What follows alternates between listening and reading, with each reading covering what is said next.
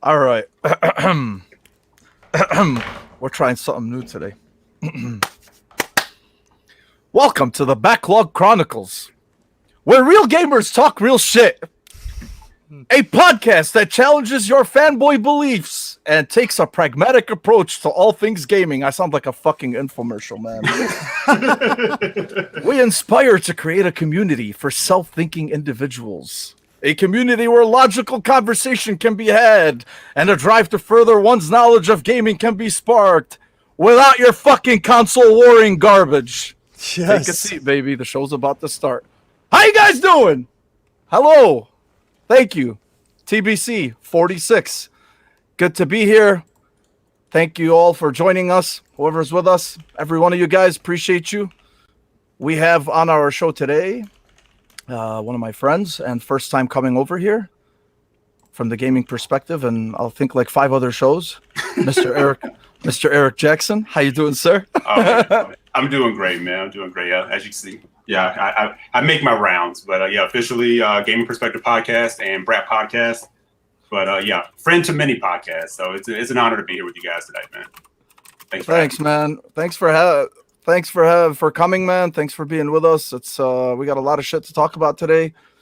And Kevin, what's up, brother? What's up, my man? What's going on, man? I'm good. I'm like, I was debating just calling in sick to the podcast so I could play some more Returnal, you know, but I bet you were, Kevin. I never miss the podcast. Yeah. You are Are you? So you're loving that punishment, then? Yeah. Fuck yeah, dude! I didn't. So know you're I kind was of like, into, I see what Jordan and Mike are talking about. A little bit. I don't know that I'm ready for Dark Souls yet. But no, let's try to take it easy. Guys. What the fuck, man? Seriously, right. You know, everybody's like jumping the gun already. Like, come on, Returnal. You know, then we can start getting to harder games. Returnal's bringing out some emotions in people, man. Yeah, I know, man. Big time, dude. You ain't even lying. And then my man Mike, Machine Gun Mike. What's up, baby? Nothing much, Mo. I'm just chilling. I'm still getting down on like a slew of games like I always do. And yeah, I'm just taking this gaming wave, bro, because last week or like weeks prior to that, it wasn't so hot, and I like felt it, and I was just like, I don't like what the fuck is going on. Like, I feel like more toxic, like more toxicity is more popular than like what's actually going on. You know what I'm saying? Mm-hmm. But now that we got a little like rampant action on certain things, it's like kind of like, here we go. Now we got some good stuff to talk about, and I like that, man. So this week I'm super excited. How about you, my friend? Moturnal? You haven't been playing any games lately, yeah, man. Oh yeah, the cheese is real, baby. I had to plug that name in somehow into my name. Real, baby. The cheese is fucking real. I'm good, man. I'm good. Rough week, like every week, but you know, we're getting there. We're getting by. We're doing good. This is always the highlight of my week, so let's do it, man.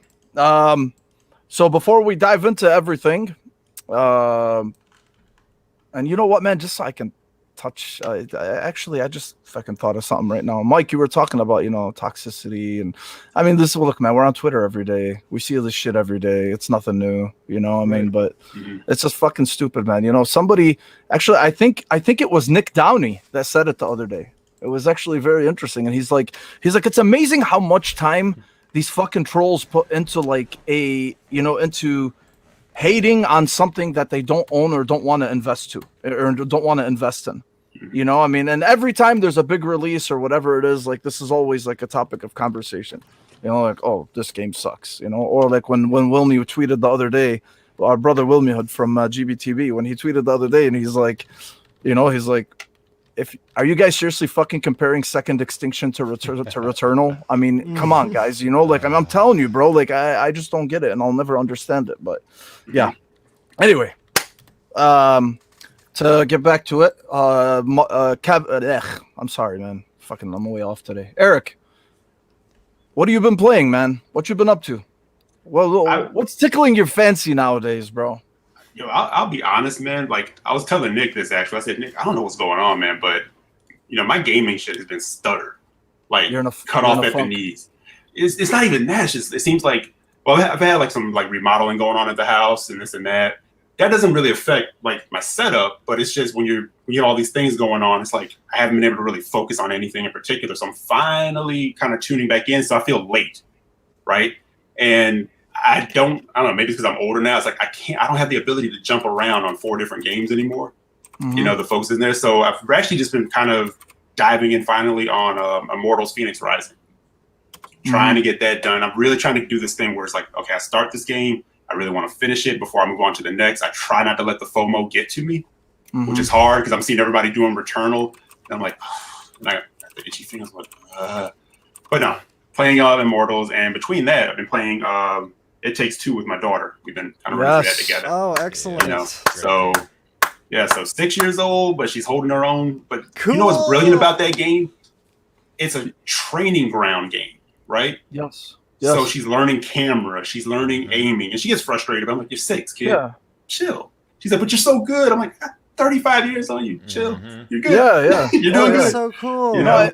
Yeah. No, man, that game, look, I remember when you were tweeting about it. First, it's one of my favorite games of the past decade. Brilliant game, man. It's unbelievable. Yes, it's brilliant. That's exactly what it is. And then second, when you said your daughter was playing it, man, and then now that you're saying she's 6 years old, it's honestly impressive because there's some sections in that game that require some good dexterity. Yeah. You know, I mean, dexterity and teamwork, and you have to line shit up at the same time. So yeah, that's amazing, man. Yeah, she's getting a little hung up on, you know, moving the camera and aiming, especially when you're battling the wasps. You know, she's trying to like aim and shoot, and I'm like, you're doing fine, you know. And watching her get down the double jump and dash, and she was so thrilled and so excited. I'm like, that's what fucking gaming is about right there, man. That's right, you know, man. We bring our old man shit into everything else, you know, our jaded world into it. And that's why you get this thing on Twitter. You get a mix of a little fat kid living inside people who's holding on to the good old days or holding on to something. Yes. And then that burst out with an angry man or angry woman. Well, not so much of women. I don't really see too many women going in like that. It's us dudes, you know, who do it. And that's usually where the lines get blurred because we're all jaded and messed up. But kids, they just pick up the controller and rock, or they pick up a tablet and they go and, you know, they don't look at, you know, they don't care about specs and they don't care about, hey, is it fun? That's all they want, you know? So I try to live through her. They just want a game, man. That's it. That's it. They just want a game. Yo, it's actually funny. Side topic really quick. I had a 21-year-old girl who came and saw me as one of my patients the other day, you know, and she just wanted a primary care doctor. So she goes to me, she's like, "Hey, my mom's about to come in the room." She's like, "So if you're gonna ask me anything, ask me now." I'm like, "Well, HIPAA protects you, so if you don't want your mom in here, I'm not gonna put her in here." You know, like what the fuck, you know? And then she goes to me, she's like, "Well, she's still gonna want to come anyway, and I can't tell her no." I'm like, "All right." Anyway. She sits there, tells me, she's like, you know, I smoke weed, I do this, I do that. I don't want my mom to know. I'm like, okay. So her mom comes in, you know, and then they start talking about their sleep and whatever, or her sleep. And this girl's going to nursing school, apparently. So she goes, her mom's like, she stays up every night playing video games. And I'm like, oh, really? And I'm like, what are you playing? And she goes to me, Call of Duty. I'm like, really? And then I look at her mom and I'm like, hey, is she getting good grades? And she's like, yeah. I'm like, what's your problem? Let the girl play. Right. Like, you know where she is. You know where she is. She's right there. Oh, that was awesome. I swear to God. I was so proud of her. I just looked at her mom. I'm like, hey, your girl's in nursing school. I think she's doing good for herself. Leave her alone. Let her be. Right. Yeah, man, but no, I'm glad to hear that, dude. It's thanks, man. Yeah, it's if you're in a funk, if you're in a funk though, it's normal. Last year, I remember I went through like this month and a half stretch. I didn't play shit, like nothing. It happens, man. It happens. Yeah. Oh yeah, for sure. There's always one game that ends up sparking that. Yeah, it's good to have a recharge though every now and then. Sometimes it's good to like cut the fantasy off completely to be in the real world or whatever. You know what I mean? And then so whenever you come back to it, it's like, oh yeah, that's right. Like all this stuff is there. You know what I mean? Yes. So, yeah. Oh yeah. And then you know, Sarko's already getting the jump on us. You know, with Returnal, it can be replicated by setting an alarm every 15 minutes and then punching yourself in the Yo, couple hours of that, you got the biome experience, man. Right. So good. Oh god, it's fucking. I'm gonna perfect. try it later. Yes, you will, Kevin. Kevin, I know what you're playing, man, but I Yeah. mean, just in case anybody doesn't know what you play, what are you playing, bro? What are you I'm doing? playing Returnal right now with not much else really. I think I jumped on Call of Duty for a little bit just to get a level or two on the battle pass, but Returnal sucked me in, man, and this is even after Best Buy decided to fuck everybody out of their physical copies. What? But not everybody, but a bunch of people.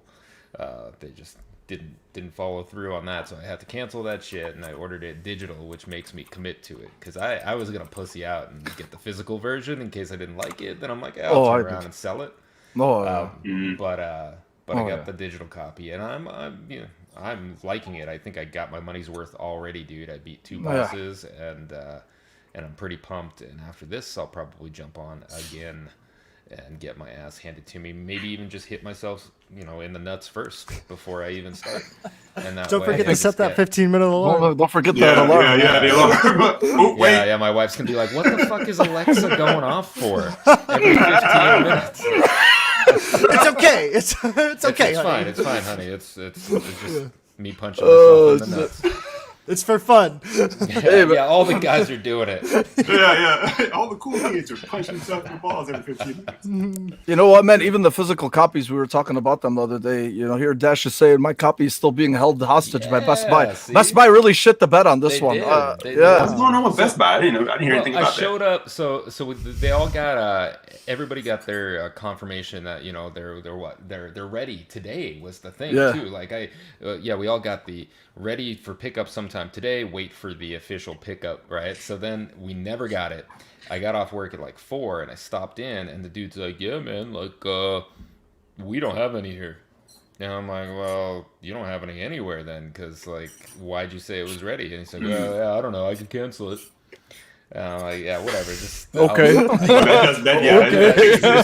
He was super concerned. I'm like, "I'll just do that shit at home. It's He fine." was super concerned. But I thought it was funny because I tweeted and at least I'd say a handful of people saw it and were in the same boat, like Dash and chat.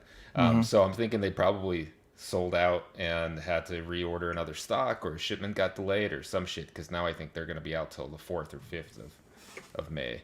Yeah. They're sold out online. I was kind of surprised. Yeah, the same thing happened with me. FOMO kicked in. I ordered it digitally so I can play it at midnight. And then my physical copy got delayed. I'm like, all right, maybe that's a sign, So then from Best Buy.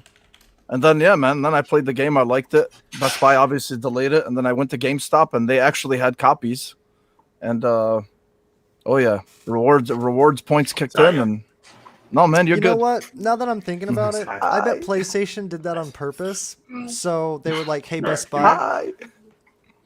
nix them in the back. Tell them that you don't have the copies, so all of our customers will buy it digitally."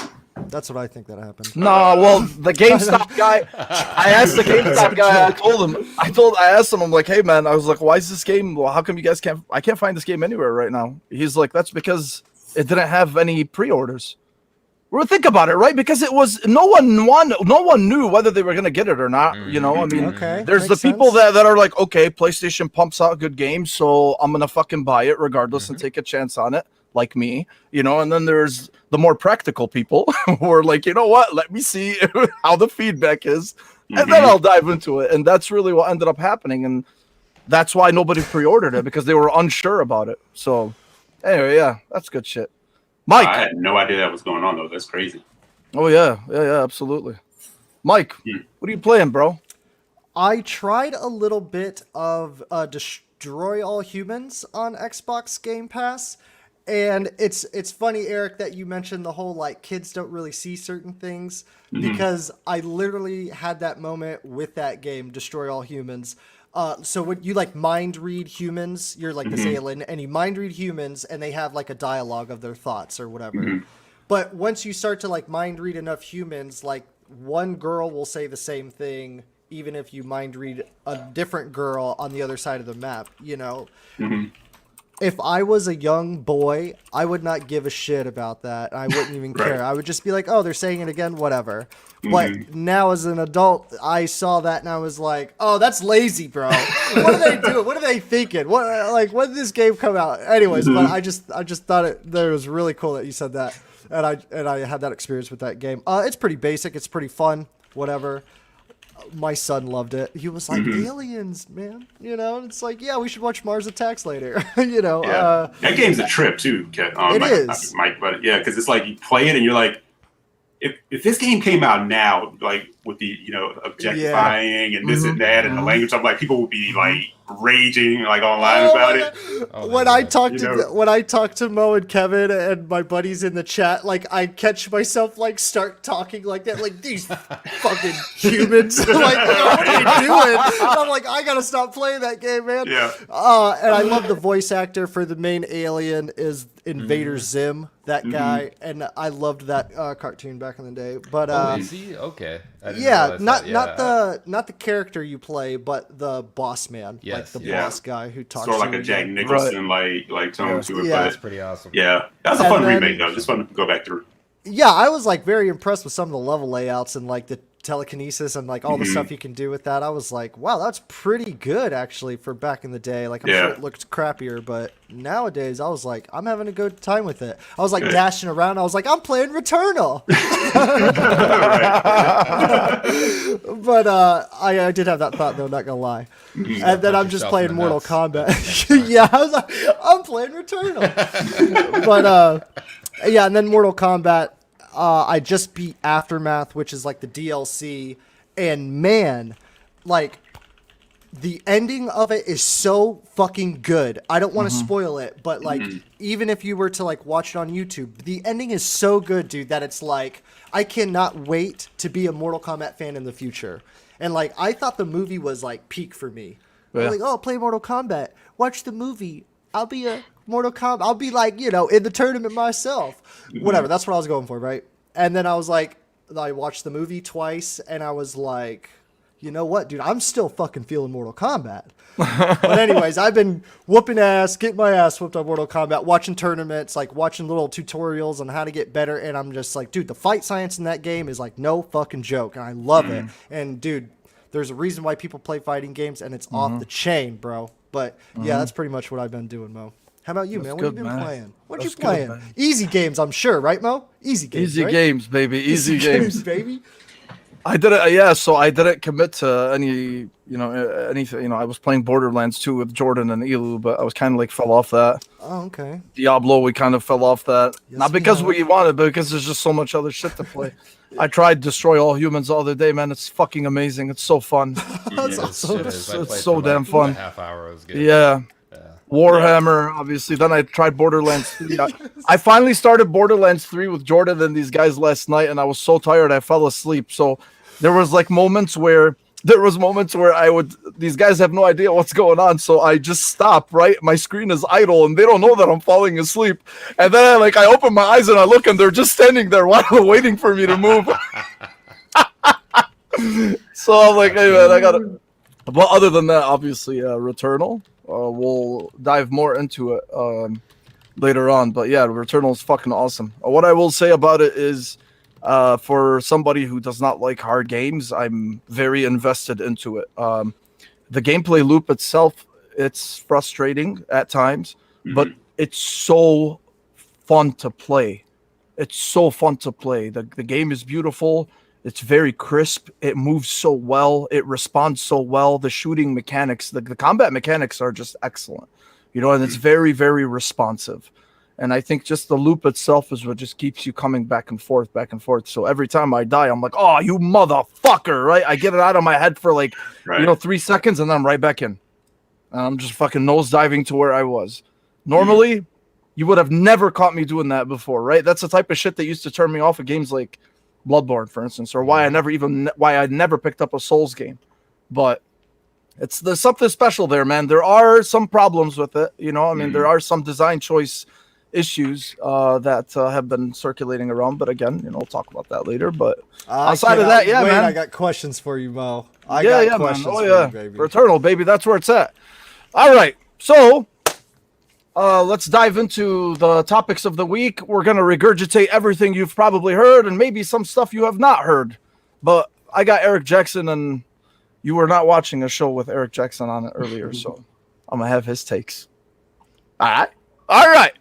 First, Lost Soul Aside. Lost Soul Aside impressions is really what I wanted to go for. So if you don't know what that is, so we've talked before about Chinese AAA development. And they have, especially like this whole conversation started once we started seeing Black Myth Wukong. When that 17, yeah, exactly. Once we started seeing all this, the gameplay, the initial gameplay that came out. The other day, there was 17 minutes that were shown of this game called Lost Soul Aside. So this is a re-reveal, apparently. And in 2016, the game was announced by this Chinese developer called Yang Bing.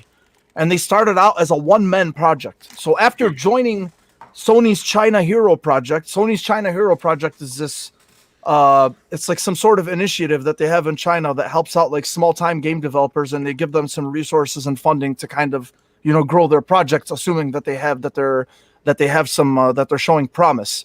And awesome. This is one of them. So for somebody who says Sony doesn't invest into small projects, shut the fuck up.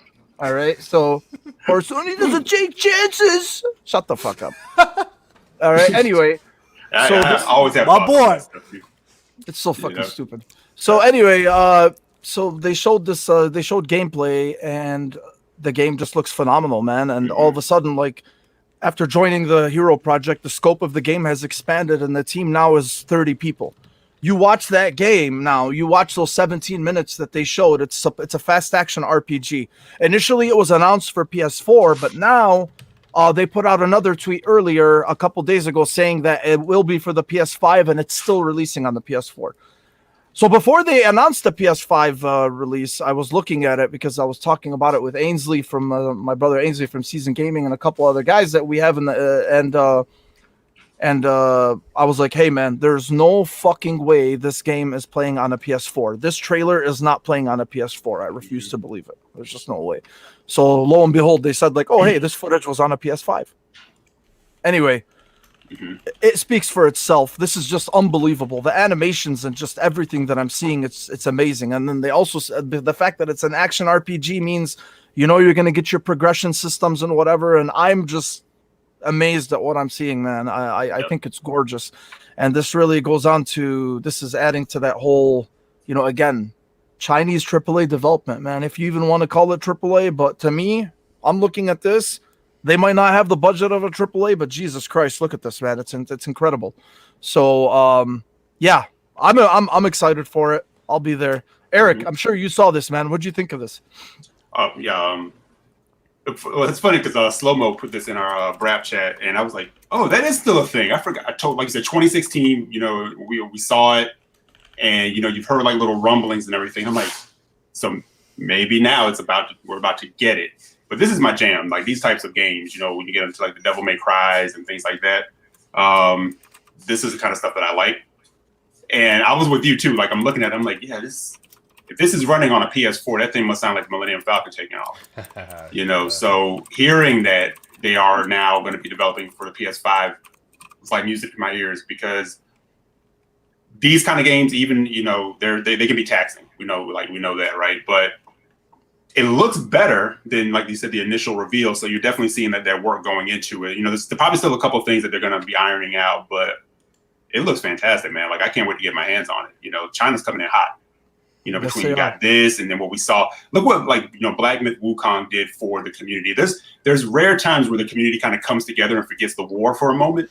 Yes. And you see the glimmer of gamers like coming together, and that game did that. Everyone was like on like whatever platform they were on, they were like, I want that. I want to rock with it. People were saying, Phil, buy them. Like, we're like, you gotta buy this. Buy everybody, Phil. I'm like, that's what's up. So, and seeing more of that game, I'm like, yo, we're gonna be eating good. With what's going on with China, man. Genshin Impact, things like that. It's like they're going crazy right now. Yeah, they are. Man. Absolutely. Oh yeah. This looks fantastic. Looks fantastic. Shout out to my boy Forte. Like he put it in my head. Like the other night, he said, it's like Final Fantasy 15 meets like Devil May Cry and like all this other stuff. I'm like, you're talking my language, man. Yes. Let's go. Yes, Eric. So It's beautiful, man. It's beautiful. Kevin, did you see this? Yes. What'd you think of it, man? It looks good, man. It's something I'd be willing to give a try. And I'm sorry, I'm watching the video. Some of the animations look really, really sharp. Yes. You know, and some of it you can tell they still need to work on. But I don't know when. Do we have a time frame of when this might actually come out? No, nothing, right? No, I don't think they said it. no, nothing concrete or anything like that. It looks good, man. You know, I'm always excited. It almost has a Bayonetta kind of feel to it too, a little bit. Good call out. But yeah, man, with the movement in game developing in China, I think we're going to see a lot more of you know, these devs coming out of the woodwork. And I mean, and that's great as long as, you know, maybe Tencent doesn't buy them all. Seriously. But yeah, no, I mean, I'm watching it. I'm actually just kind of zoning out. I mean, it's a beautiful, man. It's a beautiful game. Surfing under a And dragon. if it plays anywhere near that, or if it's, you know, a 60 FPS game, which I'm assuming it probably is, boy, that's gonna be nice. Yeah. I'm excited. Oh yeah, Mike. I know this game is speaking your language, man. Bro, You're a DMC fan, so yes, like Eric, man. I am liking everything I'm seeing. So a few things come to mind. I didn't know like the Chinese. So the first game that I tried from from another developer that I wasn't familiar with is Black Desert. It's an MMO. The fighting in that game is unlike an MMO I've seen. The fighting in that game is like Devil May Cry, like combos and sweeping powerful punches and like flips and like do boom kind of. Sorry, I can only relate by sound effects, but boom, boom, yeah, I'm checking. You know, with the pause and the boom. Anyway, so and just seeing this type of like what's going on in that direction. I didn't know Genshin Impact, and I've played that game and I liked it a lot. I played a small amount of it and I liked it a lot. And then this game, and then the Wukong game. It's like I saw this game and I was worried about it because I liked the way it looked when it was the initial like demo that they showed in the open field where he's just kind of running around. I think there was like an enemy or two, but he's like showing off very flashy moves. To me, and it's funny you mentioned Bayonetta 2, Kevin, because to me, I was like, man, it looks really, really cool. But at the same time, it also looks like it's one of those things where I'm just, whatever button I push, I'm doing flashy, colorful stuff. And that's what it was more to me. And I was like, if you could add some weight on that character, like give me a reason to like execute these cool moves instead of just like hitting a dummy, basically. Okay, cool. Like these sword attacks and where like the 3 go down and it hits the enemy, like that's that next level stuff that I was seeing. And so I guess it takes them 4 years. I mean, look at this. This is literally like an anime fight, you know? Like, holy shit. Like, and whenever I saw this, I was like, wow, they took that right out of that anime that I saw called Fate Stay Night with this dude, and he, like, makes all these swords appears and, like, shoots them out at you. I was like, dude, that is an anime right there. And they just got that...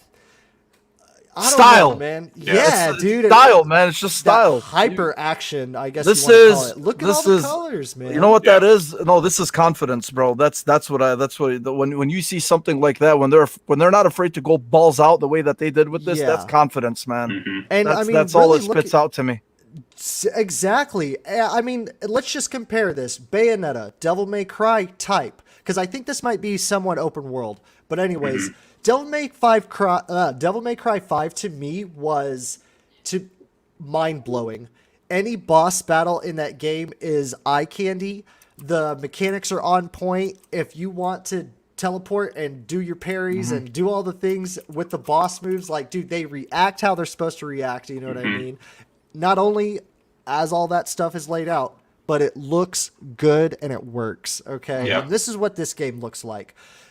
I do see some jank in there, depending on how early this is. Like, he was, like, stuttering, and then, like, his little surfboard thing didn't seem, like, as surfy as I wanted it to be. He's just kind of, like, going down and down, or whatever, you know. But, yeah, I'm getting a lot of those Final Fantasy 15, like, just heavy whatever that style is. Like, I don't want to call it anime because it's almost like past that, it's past that into games and stuff. But dude, I am looking forward to this game. Yeah. Yeah. Oh yeah, man. Yeah. The hallmark of these games is to make you feel like a super badass. Like, you just do, like you're just owning it, putting combos together, and like the more particle effects you can get in there, let's go. Right. To make it look crazier. That's And that stimulation like for the eyes. Yeah, man. Yeah. For sure. So yeah.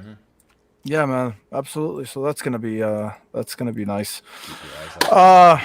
Okay, so normally we don't really dive into, I don't like. Well, we really don't like to make it, just have any boring topics. But the only reason I wanted to mention it is just because it floated out there this week. Really, it's just about the PlayStation and Xbox divisions and the fact that they're both doing incredibly well financially.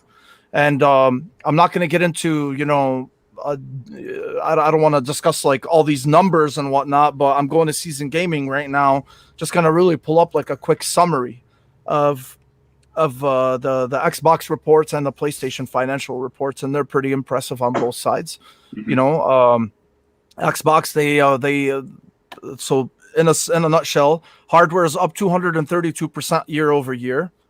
Very, that's pretty self-explanatory too, considering you can't find a Series X on the shelf.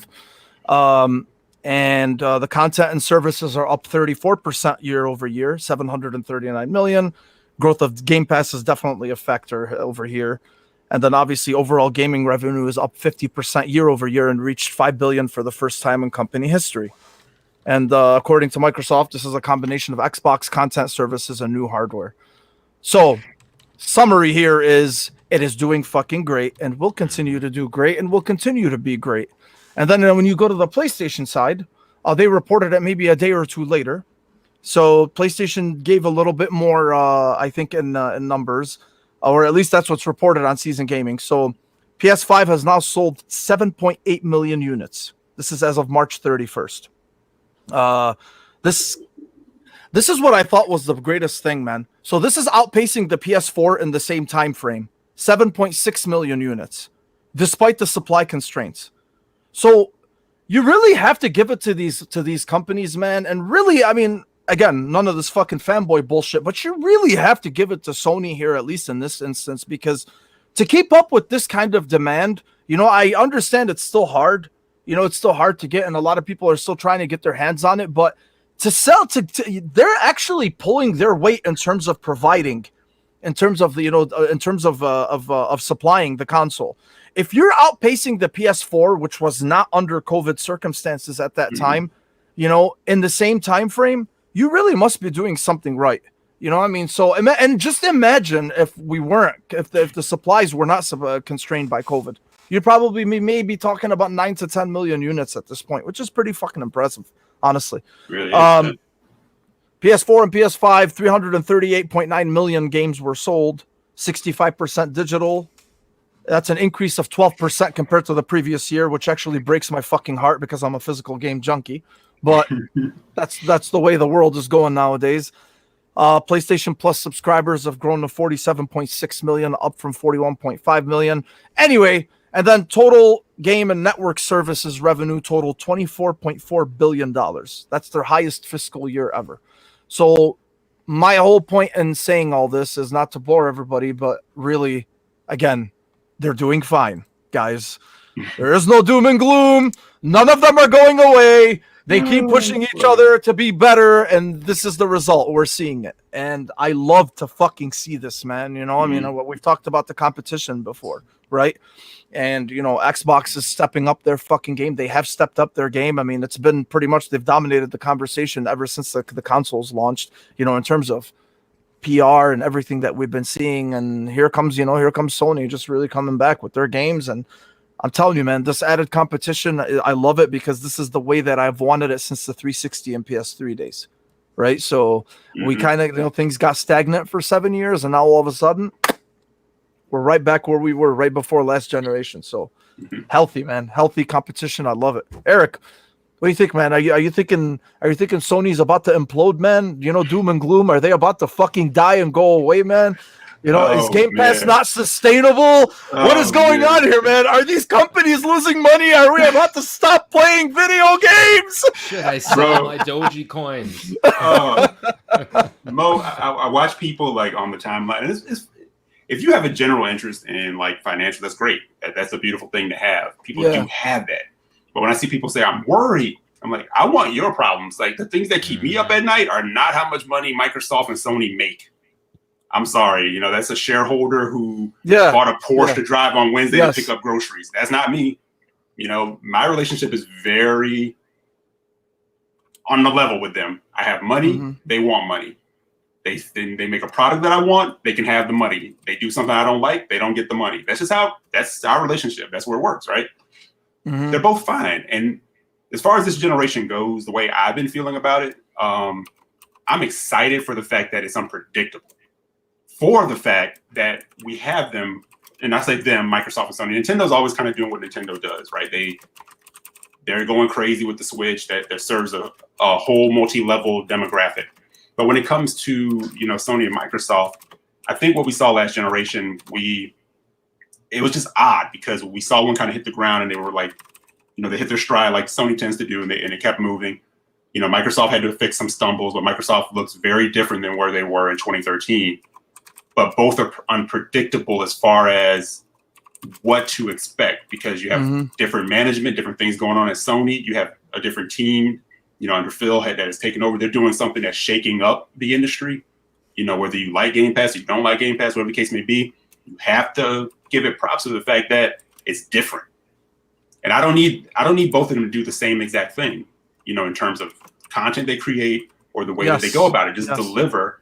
And this is what the competition will do. It's going to push different things that you may not even have thought about, you know? So, 5 months in, it's almost 6 months now into the generation, why people were freaking out? Because Sony's a little quiet at the moment. I'm like, they just kind of do things a little different when it comes to terms of social media. But I'm like, 25 years of delivering generation after generation, a stellar, you know, PS4 generation where they delivered. What are people worried about?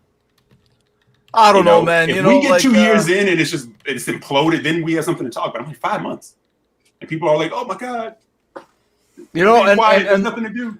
No, but you really touched on it, and even Buck over here too. Like, look, man, you know, because we game on everything, you know, so we appreciate what each brings to the table. And the problem is there's some that just think that what one does, one has to do. Clearly, from what you're seeing, they don't have to fucking emulate each other, and they're both bringing in a fuck ton of money that you'll never care for or see in your life. Exactly. You know, so why does it matter at the end of the day, right? Let one do what they do, let the other do what they do. It's clearly working out for them. So, yeah, man, you guys touched on it. Buck, man, you hit it, man. Kevin, what's up, man? Yeah. So what's going on? Yeah, are you crying in a corner somewhere, man? No. This is me. This is real meat. I ate a whole box of cookies to cry away Girl Scout from Returnal. No, I ate all those already. Those are gone. You know, this narrative, like you said, what are they worried about? I'm not sure they're actually. I'm not sure they're actually worried about anything. They just want a narrative that'll suit their whatever console bullshit. Exactly. Right? I mean, before then it was Microsoft was buying too many studios, right? And oh, please stop buying studios. You're gonna buy them all out. And now Sony's not doing, you know, good. And I don't get it, man. It is just something to bitch about, so that they can fit it into whatever narrative they're trying to weave, you know, with their Cheeto-stained fingers. So I think it's bullshit. I don't know that there's actually any legitimate argument for any, at least 90% of this shit. Right. Because, they're all doing great, and they have their own, you know, their business directions have forked. For sure, they're taking different approaches here, or at least traveling to a destination a different way, right? But it's good, and there's room enough for both of them. I mean, there's no issue of a monopoly here, and there's good competition, and that's what we need, man. I haven't felt so good about a generation of consoles since, like you said, since like the PS3, Xbox 360 generation. I mean, last gen was disappointing, and if you weren't playing on a PlayStation, you were missing out on a bunch of stuff. Here, this gen, we're gonna have a good mix of places, of reasons people want to play in certain places, whatever those reasons may be, Game Pass, exclusives, whatever. But there will be reasons, and I like to see that shit. Right. Yeah, hell yeah, man. Absolutely. Hey, Mike, man, so what's up? I know you're number crunching in the corner, I got my calculator out. Got your calculator and shit out, man, trying to come up with, so what's up? All right, so you know my stance on the whole like big side of the industry thing, because it's like one thing I do know is that whenever it comes to corporations or major businesses that involves like a rank structure and down and a bunch of like little minions working, what I do know from it is that whatever level you're on, you don't know the whole thing. Sure. You know what I'm saying? So, and because of those reasons, and because like for me at least, that's at least what I've seen. You know what I mean? Like anybody can make up shit when they want to and say like I could convince y'all that, Xbox is going out of business or whatever if I like knew how to pitch it to you guys. You know what I'm saying? Mm-hmm. And if you didn't have a clue, you'd be like, "Oh fuck, I'm worried about Xbox" or whatever. You know what I mean? Right. And so it is one of those things where it's like, I really believe as a gamer that I've been gaming on these platforms for like ever since they were made pretty much. And I don't see them really going anywhere.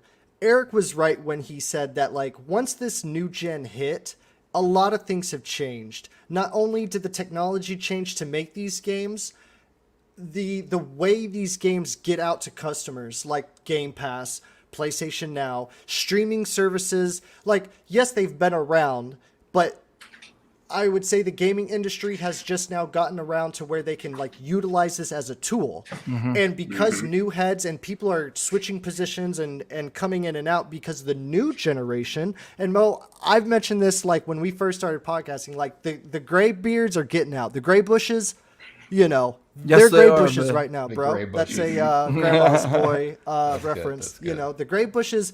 The new generation is coming through, not only in the tech and all the games and stuff, but through like the workers who actually make video games, right? Mm-hmm. And so when you implement some type of standard operating procedure and you got to like push it through a large amount of people, like it's going to take some time to like kind of get going a little bit, you know? So everybody's got the P's and Q's and the steps to do it. And this is the kind of shit that we want to do and all that other stuff. You know what I mean? So it's like, whenever it comes to how well they're doing or which one is doing better, it's like they're both doing good. It's only the guys down here that are like cutting each other's throats over it. You know what I mean? And it's just like kind of like the minions, man. And it's like kind of one of these things where it's just like that's really where I start to question like how old are you and what is your experience with this stuff that you're talking about? You know what I mean? So it's basically to me, I just don't even worry about it because I don't want to get into some investigative like reporting mode where I'm just like, well, how many fucking video games have you played? What have you been doing? Blah, blah, blah, blah, blah. And I'm not going to get into that. You know what I'm saying? Like, I don't want to waste my energy, like trying to find out if someone's word is cool. Like, like I'll follow some people for like, not follow, like actually Twitter talk follow. Okay. So let's like get out of that mode. Like I'll like be attentive to one person who spits a certain type of knowledge. You know what I'm saying? And then I just might not be feeling them the next day. I'll be like, all right, I don't really care what this guy has to say about it. You know what I mean? And then I'll go on to the next. There's so much information being pushed from so many different places. Dude, it's really hard. Yes, you have the experienced people that have like been reporting on gaming and all that stuff. Then it's who of you as the individual to see like who you want to follow and like, who's got the good rep and stuff like that. But when it comes to finances and the overall scheme of things, I'm going to let them do them. I'm going to be enjoying my games, man. Yeah, on fuck all yeah, platforms. Man. Oh, yeah. On all platforms, my bro. So Exactly. So just to, I have to mention this, because you mentioned gray bushes. Ainge said, "Why?" Ainge is asking if you're looking at his bush. But that also says the color of the bush claims experience. I'm like, man, that's some silver lining shit right there, He bro. likes You've to been call around it for his a minute. wisdom bush. Yes, exactly. The Level wisdom bush. 75, bitch. Get out of here. Yeah, that's right, Exactly, baby. dude. All right, sub to his OnlyFans to find out. That's right. Absolutely, man. Exactly. Oh, he's got one. He's got one hiding somewhere. Mm-hmm. And then Sarko makes a good point here too, man. Which makes all this who's winning back and forth out. If a bitching gamer is a happy gamer, everyone should be the happiest bunch of assholes in this. Oh shit! I love you guys, man. Okay, yeah. So everybody's doing well. Yeah. Fuck off. Exactly. It's like, Honestly, just fuck shut off. up, man. Yeah, exactly. While we're on the topic really quick, so apparently so Sony said they're going to aggressively invest in first-party studios and partnerships this year. They plan to invest $184 million extra for in-house software. And this is just to this is going to be given most likely to either their first-party studios or, it's they basically said that we intend to increase developmental personnel and other in-house costs by approximately $184 million year on year as we further strengthen our in-house software. So, initially when we first read it, when I was first reading it, I was like, wait a second. I'm like, is this what the fuck is $184 million going to do nowadays? Like some of these big AAA projects, they cost over $200 million, right? So, but apparently like this is something that they're just going to spread, around either hire more personnel, like they said, for different first party studios, or maybe even, what was it, Mike? You were going to say something? Yeah, because you mentioned, do they openly give out, or like how long is the time period where they make the game and then they say, oh, hey, this game costs this much to make? Like how what's that period like? Is that a lot? Do they even What do you mean? go? Like when they give the information, these studios and stuff, when they give the information on how much a particular game cost to make. Well, that's going to be, that's most likely on the studio heads, right? Because you have to pitch the game. And then, then people like, Herman Hulst and Jim Ryan or whoever it is, they have to see the game, right? And then the studio heads have to tell them, like, listen, this is what we're planning on doing. This is the ambition. This is what we're thinking it's going to cost. And this is how much time it's going to cost. And then Sony or whoever it is, or Phil Spencer, they look at it and they're like, well, is this going to be worth the time or not? Is this going to be worth the risk or not? So some take risks, so either you take the risk or you don't. And this really goes in with that whole conversation we were having a couple weeks ago about Sony supposedly not taking risks, or Xbox. We already know they're taking risks with Game Pass and whatever. But no, there is risk. There is risk that's there. Any fucking example that you want of a risk is Returnal. That's a risk, right? Because when you're talking about risking, think about it this way, right? In the first 6 months, for this game, there's only two console specific games for the PS5. Right? I'm not talking about cross-generation. Forget about cross-generation. Demon's Souls and Returnal. Both niche, both hard, both of them are PS5 only releases. And you're gonna sit here and tell me that this is not that this is not bucking the trend, or you're gonna sit here and tell me this is The Last of Us, this is Uncharted, this is God of War, this is Horizon? Really? Your only two console-specific games in the first 6 months have been two tough, hard games that are niche. That to me is experiment. That, like Eric was saying earlier, 25 years, that shit's not going to change. So let's stop with the fucking let's stop with the bullshit and the whole fucking white knighting, from people who were fake concerned or whatever it is. No, man, they're fine. You got these two fucking hard games, and then you got Ratchet and Clank coming next month. Complete opposite end of the spectrum. Variety. Yeah, we're getting variety. Whether you're green or whether you're blue, you're getting variety. That's what that's what we want. Yeah, so, and that's the funny thing when people say, well, they're not taking risks. Like, well, what? I challenge people to say, well, what do you mean when you say that? You heard that. What does that mean to you, not taking risks? Because, it's no secret. We all know Microsoft, with their war chest, is insane. There's not many companies in the world that have the war chest that they do to invest the way that they're doing and being able to pull something like a Game Pass off. You know that. Of course. But at the same time, when your company isn't as, money, heavy as a Microsoft, then you get creative and you get a little bit more focused on what you're doing and how you're going to lay it out. Doesn't mean you won't take risks. I hate to break it to people. Anytime you put a game out in the wild, it's a risk. You don't know what that game's going to do. And even the tried and true, because you don't know, you put it out, people may be over that franchise. If you're like the third one in, people may be like, I'm done. You know, I don't care anymore, you know, or whatever the case may be. I mean, so we don't know exactly what's going on behind like closed doors. When that's with Game Pass, and we don't know, you know, what's coming up with that, and we don't know what's coming up with like Sony. But to say that they're not taking risks, or they're not into indies, or this and that, I'm like, Sony gave $10 million last year during the COVID thing to indie developers to kind of help them, you know, stay solvent, and stay like in the game, and do whatever they need to do. Right? It didn't get that much traction. People didn't really talk about it because that's positive. Nobody wants to talk about that part of it. You know, of course. Negative only. Right. And it's like, I don't know. Every time I see a state of play, I see them talking about indies. You know, it's just both companies are investing in indies, right? And then you say, you know, you hear like the rumor, people saying like, well, Sony only cares about Metacritic. And I'm like, I don't care about Metacritic. Maybe they do. I don't know that. I don't know if that's true or not. But if they are, I don't know too many people who, even if you study really hard, aren't necessarily shooting for the A in whatever you do, right? Doesn't necessarily mean that's a negative or that's a bad thing to focus on the meta, because people, you know, whether you are, you know, driven by like a review score, let's not shit ourselves.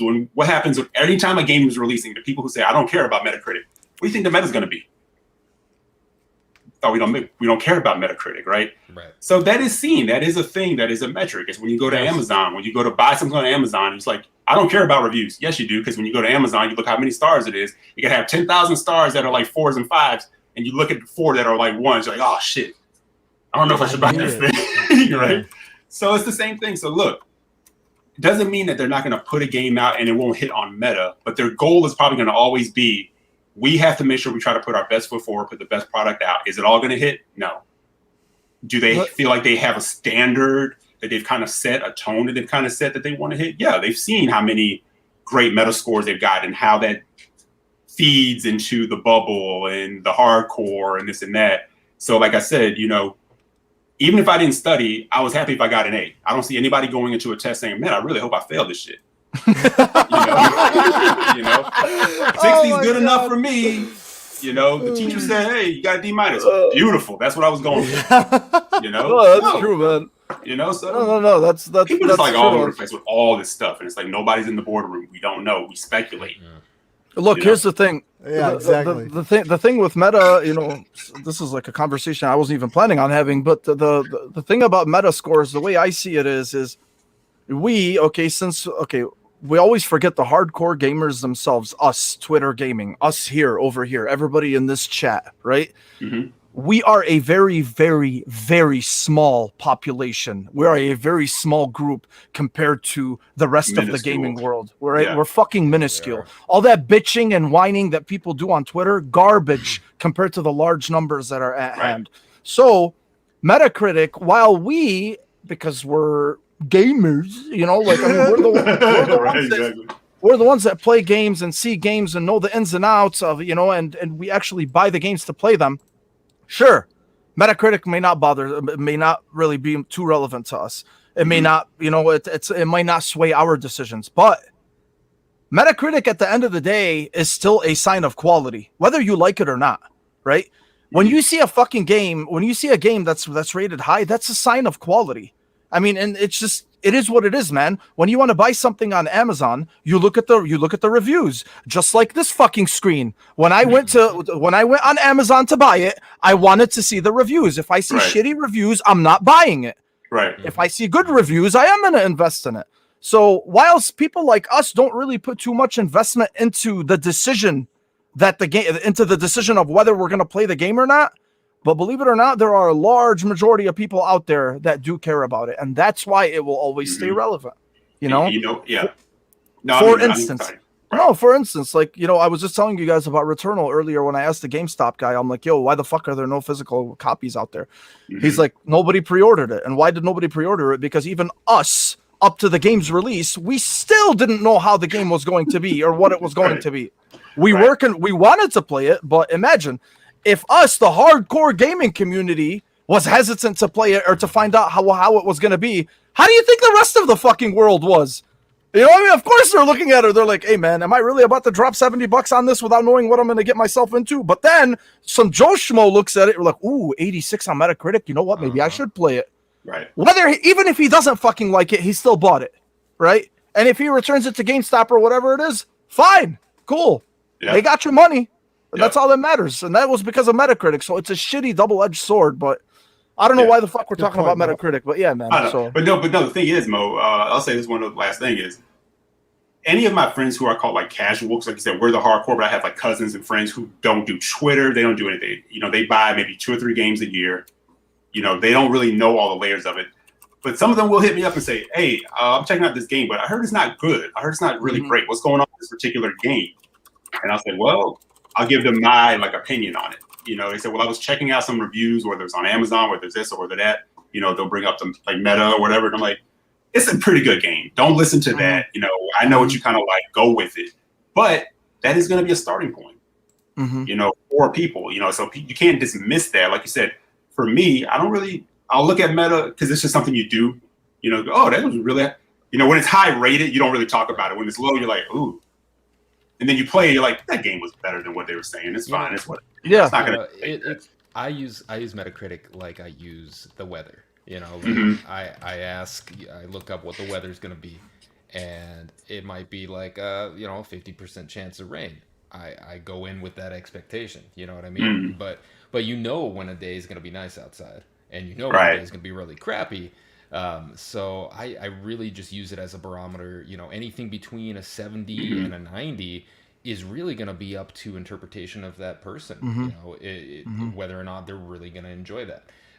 You know, if a game scores a fucking 40, then it's probably broken. You know, and exactly, Kevin. money, Exactly. You know, if a game is in the 60s or low 70s, I'm gonna take maybe a little time to see, is this something that I really want to invest to? Because some of the most fun I've had has been in really shitty games. That have been, Yeah, for honestly, real. like I am Seriously. like the trailer park of games, and that's not a bad thing. I mean, those games have a place too, you know. And but yeah, I don't know, man. It is a double-edged sword. You know, you shouldn't just go off of games that score 90 and above, because you're gonna miss out on some treasures out there. I mean, that you might really enjoy.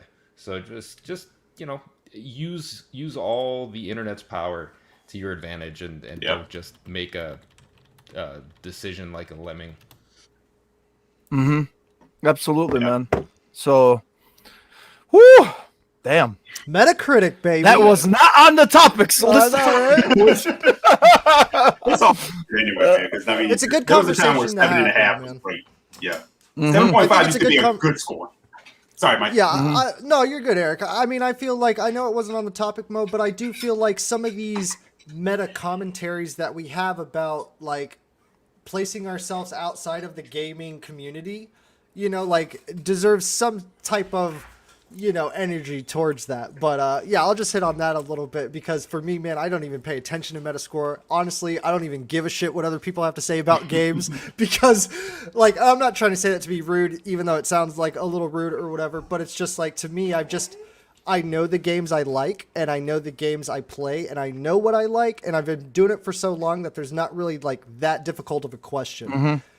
But like the double-edged sword, Mo, that's why I like that you brought that up, though. But on the same time, I will read a review just to get some foggy interpretations of it, maybe, because, you know, when I tell you about a game, it's completely different than having the controls and the sticks in front of your TV, AC blasted, whatever the case is, and you're in the zone, right? Like, it's just different. But that's all I'm going to say about that. But I do like these types of conversations about, like, the psychology behind how gamers think or whatever. Yeah, I like that. So, but anyways. Gamers. Yeah. Gamers. Anyway, yeah, man. So good talk, boys. That was good.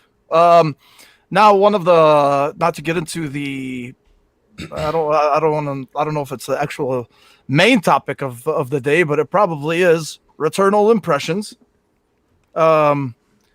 Eric, you have not played it yet, you said, right? Not yet.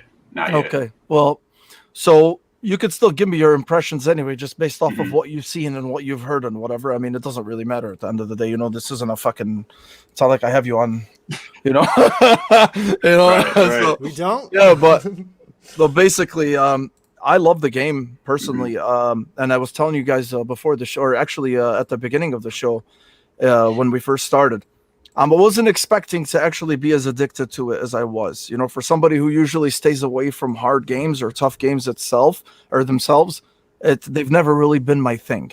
And even forget just hard games, roguelikes in general, right? Like, I mean, I tried Hades. Please don't kill me. I'm probably going to get back to it. And this game is the reason why I'm going to go back to Hades. It's so fucking weird. Some people want to play Returnal because of games like Hades. I want to go back to Hades because of Returnal. Exactly. So weird, bro. That's so weird cool. how some games cool, just sit with you, you know, because I played Hades. I loved what I saw. The art style, the gameplay was awesome. But because I wasn't into roguelikes much, right? The whole thing about going room to room or, you know, going like finishing the rooms and then dying and restarting, it just didn't sit well with me, right? So I'm like, all right, maybe I'll come back to it later. Now that I'm playing this, right? This is opening my eyes to that type of gameplay, to that type of to that genre itself, right?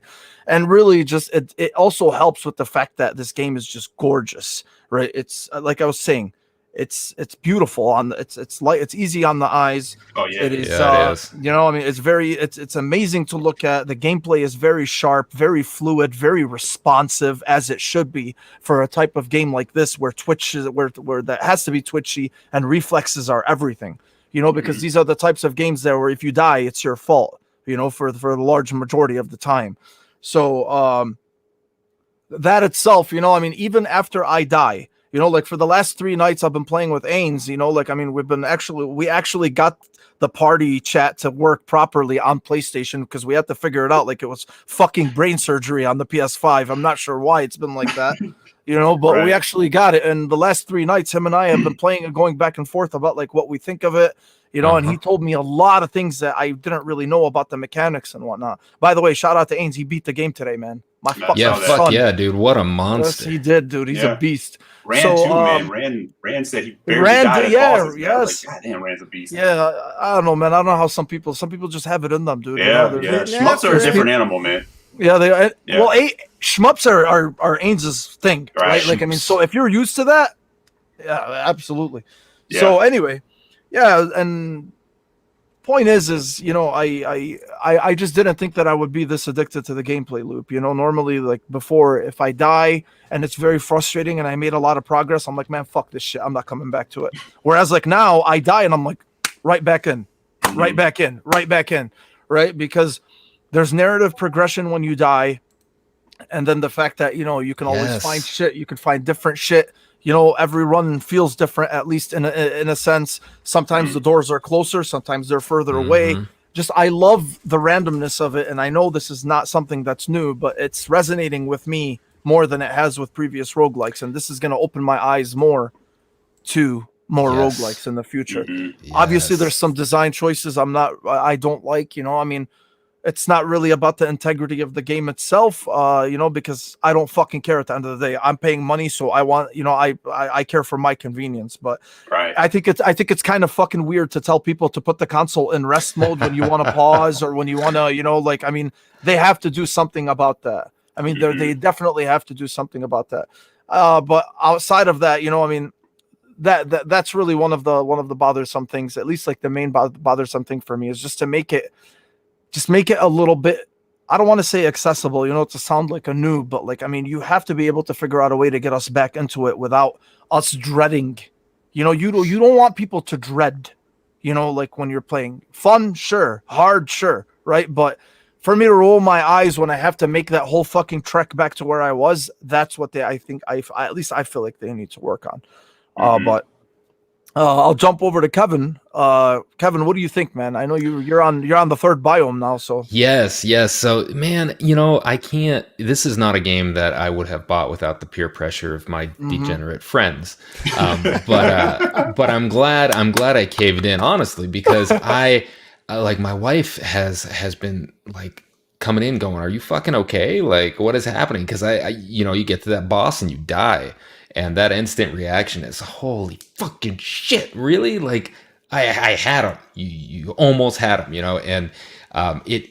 I love, like Mo was saying, that when you do die, the game does a good job at making that death rewarding, right? So you get back in, and they want you to die because that opens up new parts of the narrative, new parts of the story, and that's unlike any other roguelite that I've played, and I've dabbled a little bit in a few of them, but this, I mean, the narrative's well done. That's triple A shit. The story, the lore, that's all definitely triple A quality. The whole saving system, like Mo said, I'm not going to rehash that, but a save and exit would be at minimal, a necessity, because people need to be able to play other games or watch movies or do whatever on their PlayStation or have kids. And I don't think that would be, that would take away from the vision, but you absolutely have to fucking die in this game to open up these narratives. Yes. And if you're not dying, you need to die.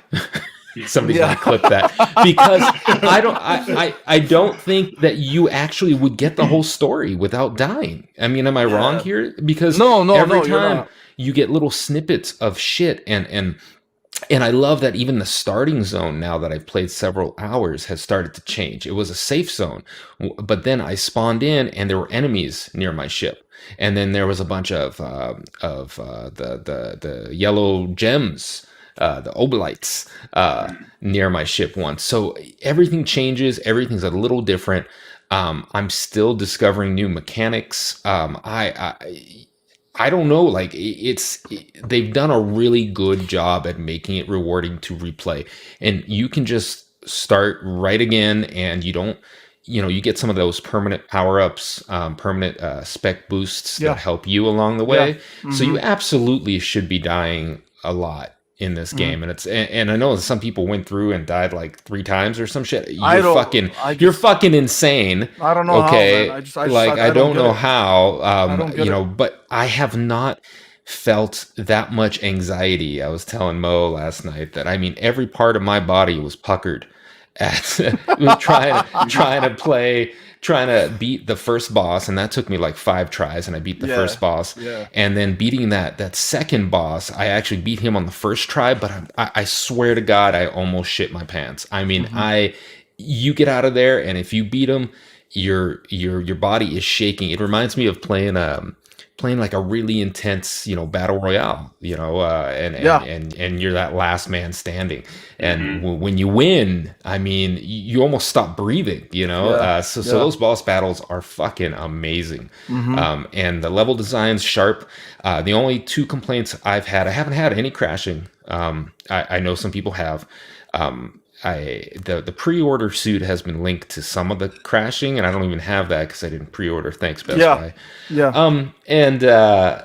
And then the no saving, and sometimes the frame rate does get a little bit sluggish.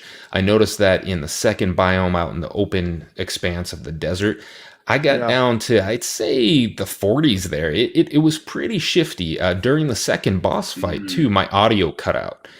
Which was interesting, and I'm not alone on that one. And that almost felt like the game was going to crash, and I started to die internally as that was happening, because I'm like, oh my God, I'm on the second boss. He's halfway down, and the sound cuts out.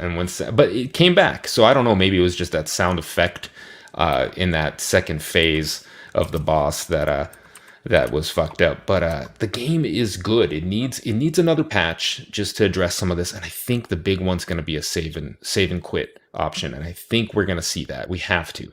I don't think they relying on that, on a janky suspend, which just, that's not a knock against PlayStation, but even Quick Resume has some issues with some games. So I don't want to rely on any of that technology to save my progress in the middle of a run. It's just suspend to RAM and suspend to disk. It just isn't reliable. But the thing is if they were to tell me Quick Resume, I'm more confident in Quick Resume than PlayStation's rest. 100%. I agree, but I would still think it was janky though.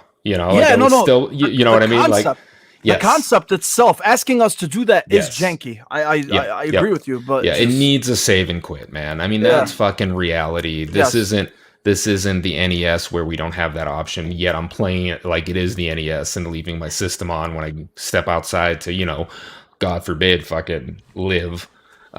So Yeah, life happens in games. I know, in your gaming I know. sometime, it does. Yeah. So, Yep. Oh yeah, absolutely. Because that wouldn't be a selling point. Like, oh yeah, you can't save on this game either. It's like Right. one of those special games that it's like you're so into. That's the gimmick behind it And- or whatever. What was funny is I don't recall the reviewers really getting into that. Like, I don't think I saw that as a warning. It didn't stand out, or maybe it was explained in a way that didn't stand out. I didn't really understand that you literally could not save and quit and start where you left off. So that definitely surprised me, and I think a lot of people were surprised by that. Yeah. Oh yeah, absolutely. I have to break some news over here. Oh shit. Bad Bit said he's back in here to say that Valve and Steam are dead, and he brought them back. You are a god, my friend. So no. He bought them. well, yeah. I mean, he bought them. So It's his Doji coin. That's what it is, baby. I hear you. I'm gonna be buying some shit too. Oh shit! All right, so Eric, what? So all this, all this that we said, and then your impressions of what you've seen so far. What do you think? What do you think so far? Obviously coupled with, I didn't even touch on the fact that it scored better than a lot of people thought it would. Right. I mean, and obviously its length was an issue. It's whether it would be worth $70. And I put something the other day. I'm like, hey man, I don't know why the fuck like this whole thing about full price games is suddenly an issue now. Because it's always been subjective. We've been buying games our entire lives. I mean, so I mean. I don't know, like I still think I'm always going to think it's subjective. Value is subjective. So what do you think of it now? Absolutely. Yeah. I'm trying not to let FOMO take hold of me, only for the fact that, like I said, I'm trying to finish Immortals because I've been sitting on that game too long, and then I'll be going into Resident Evil Village. Right. So, but I'll tell you the thing that kind of made me like really hold off. I said, Kevin was just saying that next patch, I might as well at this point wait for that, because obviously there's some things that they're going to have to address as far as the crashes. And like I said, and I actually tweeted about that too. I said, I know it's like case by case, but I can imagine if you're on a good run and all of a sudden you lost everything and it's done, that's got to be frustrating. But hearing that gameplay loop keeps you coming back, this is the kind of game that taps into like my gamer OCD, as I like to call it. Like, you're not going to beat me. Like I might be trash right now at this part, but it's something I'm doing wrong. And I'm hearing that the game is fair. Like, there are some things that they can fix and maybe look at, but the game ultimately is fair, and it can be a little bit of like the user error thing. But I'm looking at it. I was looking at it as the video play. I'm like, God damn, this game looks so good, man. It just looks good, right? You look at it and you're like, man, how is like Housemarque, like good. They're out Metroiding like Nintendo right now. Like, I'm looking at it, I'm like, that's what your Metroid game should be, right? Just like in playing Immortals, I'm like, Nintendo, you don't have to do a Kid Icarus game. Somebody already did it for you. So but no, I'm definitely gonna play it. I'm definitely gonna pick it up because, like I said, I do play Souls games and stuff like that. So like, platted Bloodborne, I platted Sekiro, which almost killed me, by the way. Shout out to Owl Father, who second form almost just maybe like stop gaming altogether, man. That bastard. That was tough. But I got the platinum done in that. You finished Sekiro? Yeah. You fucking beast. You finished Sekiro? You fucking beast. And you platinumed it? Shit, this game's going to be a cakewalk for you, man. Holy shit. Oh, you're a beast. But speaking to what Kevin was talking about, these are the games that make your palms sweat. Like literally you beat a boss or you're done. Like, fighting Sword Saint, like in Sekiro, when it was over and I got like that last hit, I'm literally like this. Like, you got to get up and walk for a minute. You're like, holy shit. Like, that's what gaming can do, man. It shoots that adrenaline through you. So like, looking at a game like this, I'm like, yo, this game looks all adrenaline, right? So, and as an art book junkie, I'm looking at them like, they got to do an art book, man. They have to do an art book for this game. But but Housemarque, man, I love the fact that they continue to like reinvent themselves. They don't sit on they don't rest on their laurels. It's very much a Housemarque game. People don't realize that. Like, maybe this is their first foray into one of their games, but their games can be ball crushing. So like, so yeah, I'm gonna play it. I'm definitely gonna pick it up. Definitely going to play it. I'll be a little bit late to the party, obviously, but yeah, it's it's gonna go down. I'm gonna see like if this one crushes my balls like some other stuff, man. And you really touched on it too, because I love Metroid. I'm a huge Metroid fan, and yeah. So this is definitely scratching the itch for sure, man. You know, even like that 3D map itself just gave me shades and vibes of the Metroid Prime Yes. map. I'm like, oh yeah, another. Fuck yeah. Yeah. Oh yeah, man. Oh yeah. I know it was said like Metroid Control. I'm like, those are all the things I love. But before Mike does it, can I touch on the save thing? Because I know that's definitely going to cause issues like on the timeline, right? In the bubble, as I like to call it. And somebody actually had like a good point, like because you get people that they want to act like they're purists, like it's not their vision. They had their vision, leave them to do their thing. That's fine. I get that. But putting in like something of a save state, it doesn't have to be like, save as you go or, or quick save or anything like that. But some form of checkpoints, like we said, life happens. It does, kick in. Sometimes you have to stop. And because it happens in Souls games, like you'd be like in a boss fight and something happens, you're like, but I can't stop. I can't pause the game. I can't, and you deal with it. I don't see it would be like an issue because someone pointed out, like you could have the save, but you could also ignore the save. If it's not like an auto save or something like that, and it's sort of like you get to this point, do you want to save at this point or continue on? It doesn't take away from what the game still does. If you're like, no, I'm here for the challenge. Let's go. I don't want the save. Good Shovel Knight has a no save playthrough, you know, that you get rewarded for. You can do those things, I don't know. I know those are like touchy. No, that's a good point, Eric, because even in the most basic games, not basic games, but I've seen a lot of games, whenever you pick your difficulty, it always says, this is the difficult that is, the true version of the way to play this specific game. Or it's like, this is a casual version where, you don't die a lot, but, this version is the way that we wanted fans to experience the game. Mo, this game right here, bro, I have not felt a way about this game, about a game in a while, because like I'm still on that, like I'm good on a PS5 or any next gen consoles right now. I'm good on those. Like I'm not feeling that like hard drive or anything to be like, fuck, I need that. But the way you guys talk about Returnal, the way everybody talks about Returnal, I am just like the gameplay, the fast pace, like Kevin mentions, it's what you feel like when you're in the last circle of Battle Royale. Like I know what that feeling's like. Mortal Kombat makes me feel the same way, but like I love that feeling like a lot. Like up heart rate, like you're in the zone, like the only thing that I would have like change would be to get actually punched in the face whenever I die in a video game, just to make it that much more realistic. You know what I mean? But this game, man, to me, depending on how it is and how it goes and what kind of creators out there, like all I can see is Capcom. Basically what I'm trying to say is Returnal is something new, something fresh that gamers didn't know they wanted probably, right?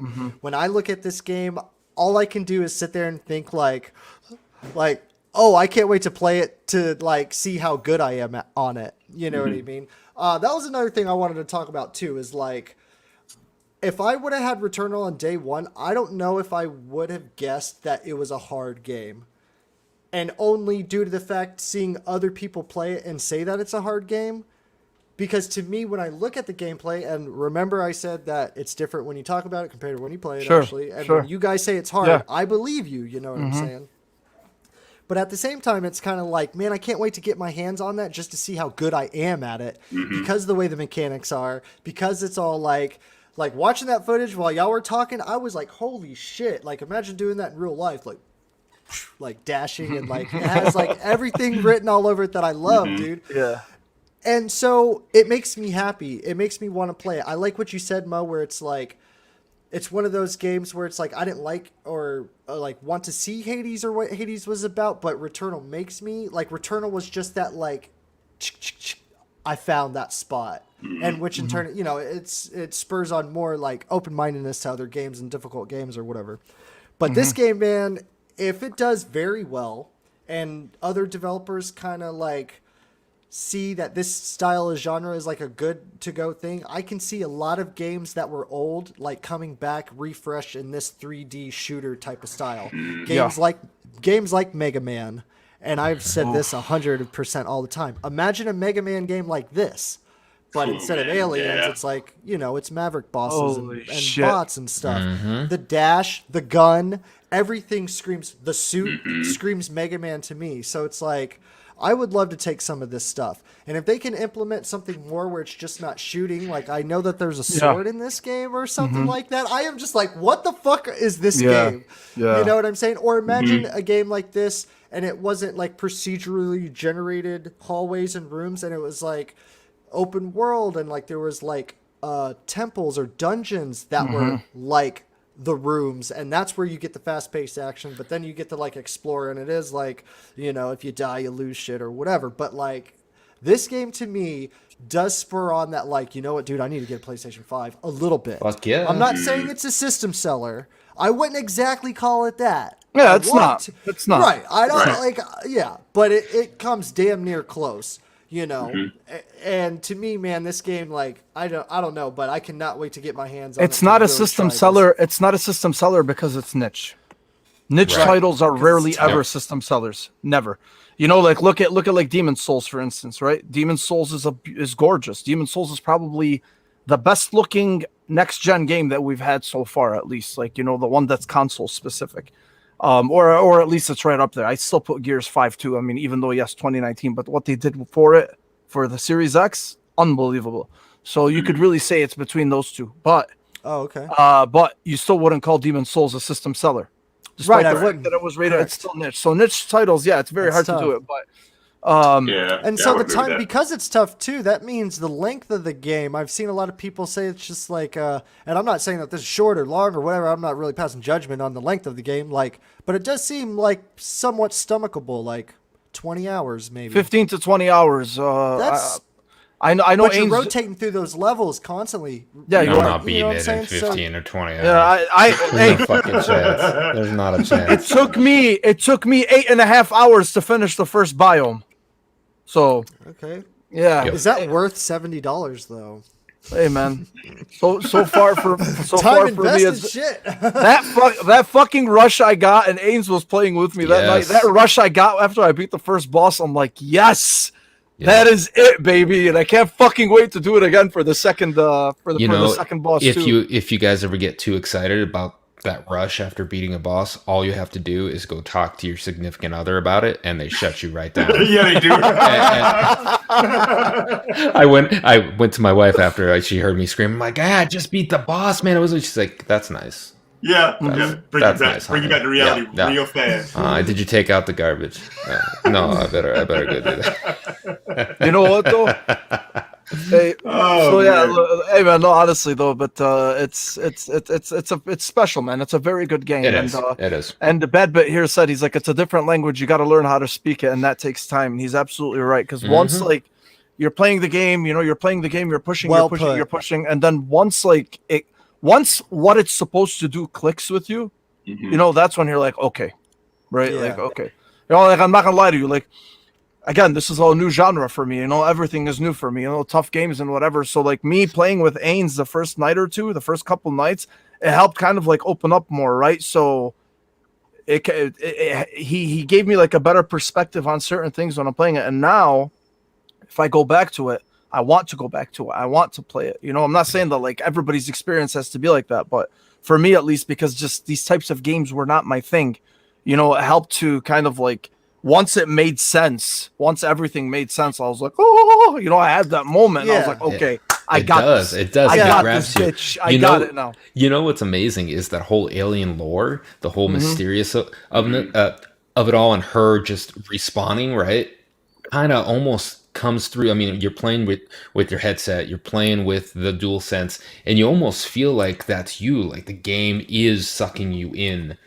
Just like the game, just like Celine is getting sucked into figuring out what the fuck is going on with this time loop, you're getting sucked in to do the same thing. You want to know, I want to know what's happening. Like I mean, you come across these audio logs and they're pretty fucking fabulous, man. There are some that were shocking, like later on in the game, I'm not going to give it away, but there were some that made you question things like, holy fuck, like this is one fucked up situation that this chick is in, and they do a good job, man. They do a good job. And the house sequences and the first person sequences shows that Housemarque knew what they were getting into. I like that, and I didn't know if that was going to work. But the way that they shift between third person and first person for those scenes, and the narrative that goes into those is fantastic. So is it worth $70? I will argue this to the moon, man.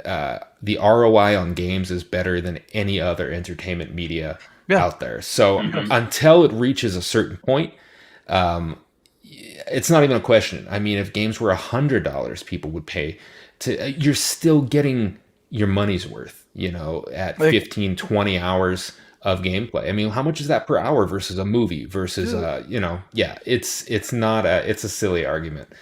Pay it or don't, I guess. You can always wait for a sale. It will be on sale. Do you want to play it? Right. Up to you, buddy. Yeah. Right. Yep. Well, that's why I kept saying it was subjective, right? Like, I mean, and really, like, the conversation's always open about value. Like, for instance, okay, I bought The Order 1886 on day one. I bought Rise, the Son of Rome on day one. I played both of them maybe like 3 times each, right? Some will say like, oh, okay, you fucking paid full price for them at the, on day one, you're a sucker. But I swear to God, if they were to fucking release again right now, I would probably buy them again because I loved these games and I still love these games. And I hope one day that they do see, that's the thing. This is where the whole Metacritic thing comes in. Like, where they both scored in the 60s. I don't give a fuck. Right. I think to me, the worlds and everything about them is incredible. Sure, they were very simple on the gameplay aspect, but for me to say like they weren't worth $60, I can't say that. But everybody's different, right? Right. Everyone's different. Some will be like, nah, it wasn't worth $60. I'm like, well, yeah, but you can't sit there and tell me that, oh, no game is worth this and no game is worth that. Nah, man. Every game is worth something, like it's what you decide it's worth is not going to be what everyone else decides it's worth. Why not? Yeah, why not? Why not? Honestly, man. And really, and the thing is too, is like Ains right here said, Returnal has a very strange sense. It's very mysterious and it makes you gravitate towards it. I may keep playing it and I don't know why. Like that's the thing, right? Like you just want to keep playing it. So. And then Sarko kind of like bucked the trend there. He's like, given that we don't have dates for Horizon Forbidden West or Ragnarok, Returnal was why I bought my PS5 now. You know what, Mike? There's your system seller. Exactly. We got one. I said it was close, man, and it's a contender. That's for damn sure, man. I like how Mr. Bad was like, yeah, it has a language to it. Those are the kinds of things in games that like it. And like you were saying, Mo, like playing with Ains and stuff, it's like that perspective, man. You can sit there and say all fucking day, it's like, oh, it's hard. Like I just run around and whatever, but it's like, it's one of those things where it's like this game just so happens to you got to lean into it a little bit. You got to really play by its rules in a sense. Like I just go back to the Matrix. Like when Morpheus is giving Neo the whole spiel where it's like, dude, there's a set of rules that you got to abide by. You can break them and bend them if depending, whatever. That is a fucking video game, man. Yep. And the more, and like, I always talk to Jordan about this all the time. And Mortal Kombat has it as well, that learning curve or whatever. It's one of those games where it's like, when you fuck up, it's because of you. And it's none of this shit like, this fucking game is cheap. Like, man, fuck this. Like, no. No, but that's good gaming. That is a good game because it's making you use a hammer, like instead of hammering nails, you're using it like as a weapon. Like, I don't know, that was a bad analogy, but you get what I mean. You're using something for a different thing, and it's like, oh, I didn't know that. Like, I'm going to use this hammer to like, hit the wall. Whatever. You get the analogy, right? Yeah, right. But I love that, though. I love that about games because it's more than just a... it really feels like you're training in a way. Like, ooh, I want to get better at this game. And I have that natural feeling to get better because it feels so good to get better. You know what I mean? And I like that about games. Like, Mortal Kombat's doing that to me right now. Returnal looks like it's going to do that to me because, like, man, just the way it looks and the way she dashes around and, like, fires the guns and the whole, like... fantasy, y'all were talking about the lore. Kevin, when you mentioned the lore, I was like, here we go. Yes, give it to me. Very, very deep alien Prometheus It looks vibes. a little bit... Okay, yeah, I was going to say Love, Death, and Robots Beyond the Aquila Drift. If you guys ever seen that, man, whatever, go see it. And a little bit of that movie with Tom Cruise, as I mentioned before. Yeah, Live Die Repeat. There you go, Eric. Edge Exactly, of Tomorrow. man. The Yeah, movie those with like 17 different tentacles. names. Yeah. Live, Die, Repeat, Edge of Tomorrow. Exactly. Right. Yeah, with the tentacle dudes and like the whole like time travel thing. Like I see a lot of the inspirations that went into this game, Sure. and dude, Yeah. I'm digging it. Yeah, for sure. So, Jordan said, in case it wasn't mentioned, this game will be my PS5 system seller. Yes. There's it, and we got two on the board. He was the first. I mean, yeah, Sarko was just fucking with you anyway. He said, he's like, it's not really bucking the system, but Jordan, I know for sure, Jordan's been really itching recently, and this kind of like tipped him over. So I think that's awesome. And then Diego, welcome, my brother. Glad you dropped this little dime on us. I'm just glad Returnal came out because PlayStation was pretty much dead. Yeah, they were fucking they were dying, over. Dude. I mean, they were gone. Dead They in were the water, on that bro. last nail, dude. For real. I mean, fuck. I'm telling you, Jim Ryan was getting ready to sell his fucking house if this shit didn't come out. So Jim Ryan played Returnal. What you talking about, Mo? Yeah, he did, man. Actually, my boy Dash. My boy Dash. Dash's post. Yeah, that was pretty good. Oh, that was perfect. Oh shit. So, yeah, we have it on good authority that Jim was just called 30 minutes ago and said, "Yeah, show up on Monday. We're good." Returnal did it. Absolutely, man. We're back in business. All right, Let's go. Back to work. Continue working on that Last of Us remake. Yeah, on the board. We're good, baby. 0 days without incident. Let's go. Yeah, we're good, baby. We're good. Oh shit, that's awesome, man. Funny, man. Okay, so the next one I wanted to talk about, we were gonna say, whatever. Honestly, okay, Jedi Fallen Order. This was a little bit confusing for me because so apparently the next gen, so Sony, or I'm sorry, not Sony, fucking, it was announced from the Star Wars accounts that Jedi Fallen Order, the next gen release, is coming this summer, and it's going to be free for owners of the game who already have it. Now, this is going to be another release. It's not just an upgrade. They're actually like releasing it in another form. Like an enhanced form. I was confused initially because I thought that I could have sworn that they just did this a couple months ago. Where didn't they enhance it somehow for the new consoles? Yeah, I thought he got like a 60 frame patch and everything. Yeah. Mm-hmm. So, but that wasn't the actual optimized. It wasn't the actual. And that's why when I first saw it earlier this week, I'm like, what? I'm like, I thought they already did that, but apparently it's not. This is like fully optimized. Apparently, textures and all this shit. I think what they did for the patch from 2 months ago was they just boosted it in performance. To take advantage of. The current version that it's in, but to take advantage of the new hardware. But this is like they're gonna go balls out, for this for the optimized version. So that's gonna be cool, man. Maybe I'll get back to this game at some point too. And hopefully they fix that fucking map and give us some sort of. Well, you're speaking my language because are they gonna add a checkpoint system? Not a checkpoint system, but a fast travel system? Because I would like to go back. Get like 1,000 gamer score, or you can get the platinum in it. But I'm like, I don't want to trek back through all these. Yeah, I know, man. Stuff, I know. You know what though? It's so weird too, man. I put so many hours into this game. I got to Dathomir, which is the third world, right? And I got deep into Dathomir, and then talking to Phasma too, and a couple other people, I was like maybe 2 hours away from finishing the game. But I got so fucking annoyed with the systems. I don't know why it took me so many hours. And so long into the game, but I guess I just stopped it. I can't believe I stopped it. And then I had the big reveal spoiled for me and all this shit. And by that point, I'm like, you know what, man, fuck this. I'm not going back to it right now. Because I had that big part over. Shit. So anyway, yeah, cool to see. I don't know if you guys played it or not. Eric, did you play the game? Did you finish it? I mean, outside of my complaint about the fast travel, I did. Fantastic game. I mean, it's been so long since we got a good single player story based Star Wars game, and man, Respawn, they nailed it. Another example of when you let studios spread their wings and try something different. It puts a little doubt in our heart. It's like, man, they did first person, blah blah blah. I'm like, well, why wouldn't they make a good single player Star Wars game? That Titanfall 2 campaign is fucking phenomenal. Yeah, it is. It's just switching and doing something different. But I would tell anybody, definitely play the game. Don't listen to me on my little gripe.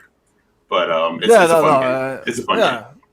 Yeah, that's the thing. Like, it's not. I'm not saying the game is amazing. Yeah. But no, but I get I'm your not. Yeah, I'm point. I not. know other people that Yeah, man. system. Just the frustrations really just kind of like reached Yeah. a tipping point for me. Kevin, did you play it? Are you gonna play it again? I did. First time I picked it up was after the optimization on the Series X, and it played well. I'm with Eric on the backtracking. There's a lot of backtracking, and Yes, and there I hate is, to yeah. say it, but that turned me off. So I don't know, man. I got maybe 15 hours in, and I liked it enough, but the backtracking just doesn't. I don't have that kind of time.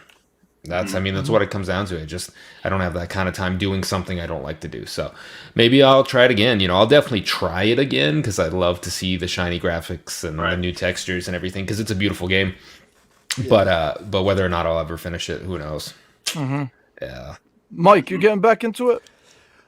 Yeah, Mo, you saw me playing it a little bit. I don't think I got far enough into it to be like, yeah, I like this. The little that I did play, the train scene in the beginning and stuff like that, and then I got to that red monster down below in the first level, and I all of a sudden oh, this is the monster everybody's talking about. Fuck this dude, And kind of after I got that, I was like, okay, I get it. Like, I'm literally playing the first Dark Souls at that time I was.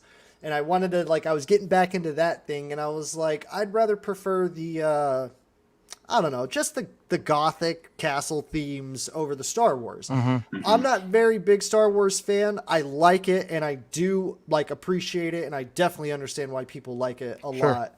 And if any game is a good Star Wars game, I would believe it's the Jedi Fallen Order just because it's about the fucking Jedi, man. And, that's what I like about Star Wars is the Jedi and the Sith and the, samurai magical stuff that they got going on. And that's what I like. Yeah. Am I going to come back to this, though? With the... I don't know, dude. I would really have to be feeling Star Wars at the time is the only way I would go back to this game. Sure. Because it's just, it's that specific genre. But, yeah, good for that. I am glad that something like this gets... because you always see, at least for me, my favorite... I don't know what these characters are, but they're, the movie characters, like Terminator, Predator, RoboCop. Star Wars even could fall in there potentially, maybe. I know that's a whole different major thing, but it isn't it surprising that there isn't a Star Wars game like the Arkham series, or I guess Jedi Fallen Order would be it, but why isn't there more of that? This is one of the biggest names in entertainment, period. Star Wars movies were the movies that created blockbusters, back in the first one when it came out.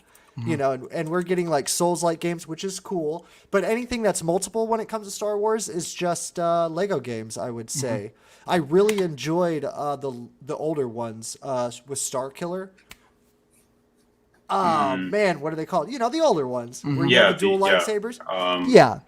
Why am I drawing a blank on the name of those games? Tip of my tongue, Eric. Yeah, tip of my tongue. Fantastic game, but yeah. Yes, very cool games. I'm failing.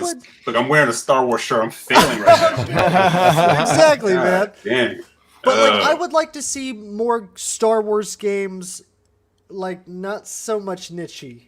More so like a regular God of War almost. You know what I mean? Where it's all right, there's checkpoints. I can die. I'm not using a saber. I'm using all these different gadgets or whatever it is. I know that's not Star Wars. Force Unleashed, Dash. There you go. Oh yeah. Thank you, Dash, for saving my fraud ass. Dash, my boy. But yeah, Jedi Fallen Order, I might get back to it. And if I do get back to it, it might just be with the next gen. So sure. Yeah, man, cool. All right. Okay. Next thing is State of Play. Ratchet and Clank. Really, they should have just called it the Ratchet and Clank demo or presentation because nobody really gave a fuck about the other games that were announced, including there were other games. Among Us coming to PlayStation. We already knew it was coming to Xbox, but I know. And then there was Subnautica, the DLC for it, but I can't even remember that. But anyway, Ratchet and Clank, man, it looks incredible. Yeah. I don't know what else to say besides the fact that it looks just fucking incredible. Right. Is it doing now? Obviously, with the time travel and the multi dimensions and harnessing the speed of the SSD and all these, things that they keep talking about, like these little, little flashers, buzzwords. the buzzwords that they give us. But Yep. But the thing is when you do see these demos and the way that it's definitely there. Yeah, sure, it's buzzwords. We'll always make fun of it, but yeah, man, the way that Mike, just go ahead and play it, man, because so everybody can fucking see it. But just the way that they do the interdimensional travel and whatnot, it looks absolutely brilliant. And on top of that, the visuals are fantastic. Gameplay wise, obviously, besides the interdimensional travel, still looks Ratchet, still plays like Ratchet, which is it's a winning formula. You don't fucking break don't fix what ain't broken. But outside of that, I don't know what else to say, man. Yeah, this is definitely a fucking day one for me. It looks fantastic. Oh, yeah. The ray tracing on it is just stunning. The whole game is stunning. Yeah. Eric, what'd you think, bro? I don't know what more to say about it, right? Like, I mean, I just, it looks amazing. Yeah. I mean, every point they've shown this game, I'm like, and I'm at the point now, I'm like, all right, just give it to me. I don't need to see any other trailers. We're good. Yeah. I'm floored by it, man. And I thought I was already hyped. And then I see like Drew Murray tweets, like, I'm sure there'll be others coming up. He said, but this is the best looking game I've seen. And he said he didn't even have a hand in this game. Right. I mean, which makes sense. He just rejoined Insomniac. Yeah. And I'm just, but yeah, just looking at it, I'm like, good Lord, man, look at this. It's like, and I know people say, well, it's like playing Pixar. It's like playing a Pixar. I'm like, I was like, this might actually look better than some of the Pixar movies that we've seen, So it looks amazing, dude. But it looks amazing. But I'll share like what put me over, and I'm like, because it was gonna be a day one anyway. But I came home from work just in time for the state of play to start, and my daughter comes in and she sits down with me. She said, "What are you doing?" I'm like, "I'm going to watch this Sony." I didn't call it a state of play. I thought I'm going to watch this Sony show because she don't give a fuck what a state of play is. So she said, "Okay." So she sits down, she's watching, and she's like, "Oh," she said, "You have the other game." She said, "I remember seeing it on the PS5." I'm like, "Yeah." When Rivet showed up, she sat up, and she was like, "Who's that?" That's why that shit is special. Who is that? That's why it's special. I'm like, that's Rivet. It's a new character that they're going to have in the game. She said, "I can play as her?" She said, "I can play as her." I'm like, "Yeah, you can play as her." And she was like, "Okay," because she's like, 6. She's all girl power, unicorns. Right? She's like, killer idea. Inclusion is where it's at. Yeah. I'm like, that's beautiful, man. And I'm sitting there like beaming, like, man, that's my little man. Look at this. Even when he breaks the fucking boxes, the sparks and just the debris, everything just looks incredible. And this is low res compressed shit. And look at this. Yeah. Let's see. Anyway, man, look, one thing I want to say, Kev, before I jump to you is, look, man, it's hard to deny the fact that Insomniac themselves have seriously, like, I mean, I've seen like memes of, somebody carrying like a heavy fucking bag, like a traveler's bag, and then that person has Insomniac labeled on it, and the big ass bag is the PS5. Okay. It's really fucking hard to imagine that Insomniac, that they have not really carried the torch for the launch of the PS5. They, after this game, and assuming it's going to be great, I swear to God, man, they could just take a fucking bow and disappear for 2-3 years and work on whatever it is that's coming up. Hard to fucking say that they're not one of the elite fucking teams that Sony has. When you say Santa Monica, when you say Naughty Dog, you got to put Insomniac up there, man, because they have fucking carried. They have earned it. Look at this shit, man. Between Spider-Man, Miles Morales, and now this is 3 games in 3 years. Incredible. You can say whatever you want about Miles Morales. Yeah, sure. I didn't really get into Miles Morales much, but that's because I was just Spider-Man out. Even though I will get to it eventually when I miss the formula. But I mean, just the fact that they've been able to pump out this much quality in a 3-year span is just really saying something. I mean, and they're the best fucking deal that in gaming by far. $250 or $225 million for them. Shit. Yeah. Shit. Bargain. And you know what? And looking at this, what didn't cross my mind? And again, this is, it's subjective. It's all in the eye of the beholder, right? Yeah. $70 didn't cross my mind. No. Only thing that crossed my mind is like, I'm picking it up. I'm playing it. It didn't. It just didn't. And then granted, that's not, somebody else may feel differently about that. But I'm like, that to me looks like it's worth every penny, That's me though. So Yeah, man. No, it's not just you, man. It's yeah, quite a few of us. Kevin, what did you I think? have always been a fucking fan of Yes. Insomniac. I mean, Spyro, Ratchet, Resistance. I mean, Sunset Overdrive. Yes, Dude, baby, yes. they Yep. Spider-Man. I mean, I don't. They don't always. They're not first off of the tongue when you talk about, No. AAA devs, but fuck, they should be. I Yes. mean, Yeah. they have done amazing work, and Yes. like Spider-Man Miles Morales was fantastic. Yeah, and, that's It was, it really was. and they always seem to learn from the next one, minus maybe Resistance. So we won't get into that. But like fucking hey, dude, this game looks amazing, and yeah, they're carrying the fucking PS5. Yeah. They've and Ratchet and Clank to me is right up there with Astrobot as the mascot for PlayStation. Yeah. Like this is their baby, and I think Insomniac is gonna do it justice. I mean, the game looks fucking hover boots, dude. The game looks fucking fantastic, dude. Yeah, I know. Man. I know. I'm so excited. I know. I haven't I'm telling you. pre-ordered it yet. I don't know if I'm gonna do digital or not, but I'm gonna get the fucking game. Yeah. And I mean that's not even an Yeah. issue. But yeah, let's just remember all the good shit Insomniac has given us, and that pedigree's there, and I have no worries about Ratchet and Clank being Yeah, man. Yeah. being an awesome game. And you know what I'm curious about, Kevin? Is the DualSense. Like, Yes, they haven't really spoken about that, but what I would imagine Insomniac's Oh, gonna yeah. be tuned into that with this game. they are Yes. gonna Different tap weapons into and that for stuff. sure. Oh, they Yeah. will. Yeah, they will. Oh yeah. Look, man. If Returnal did such if Housemarque did such a good job with the DualSense for that game, That's what I'm hearing. That Oh, Returnal's like DualSense stuff is insane. It Yeah. is, yeah. It's excellent. It's the It's- best implementation outside of Astrobot. yeah. And that was just a demo for the fucking DualSense. So, Right. yeah, man. This is gonna be magical. I think that's gonna be the key here. It's gonna be magical. It's gonna be a great experience. It's gonna be. I love that is with Rivet, you're including a female. Well, a female, is it a Lorax? I guess I don't know what the fuck they are. Lombax. Lombax. Okay, Lorax. that's a Whatever. Lorax. It's a fucking Lorax. That's Dr. But- Seuss, I I don't know, think. the Lord In a- would fit right in with this universe. Yeah, it does. Yeah, it that's does. true, It very that's much true.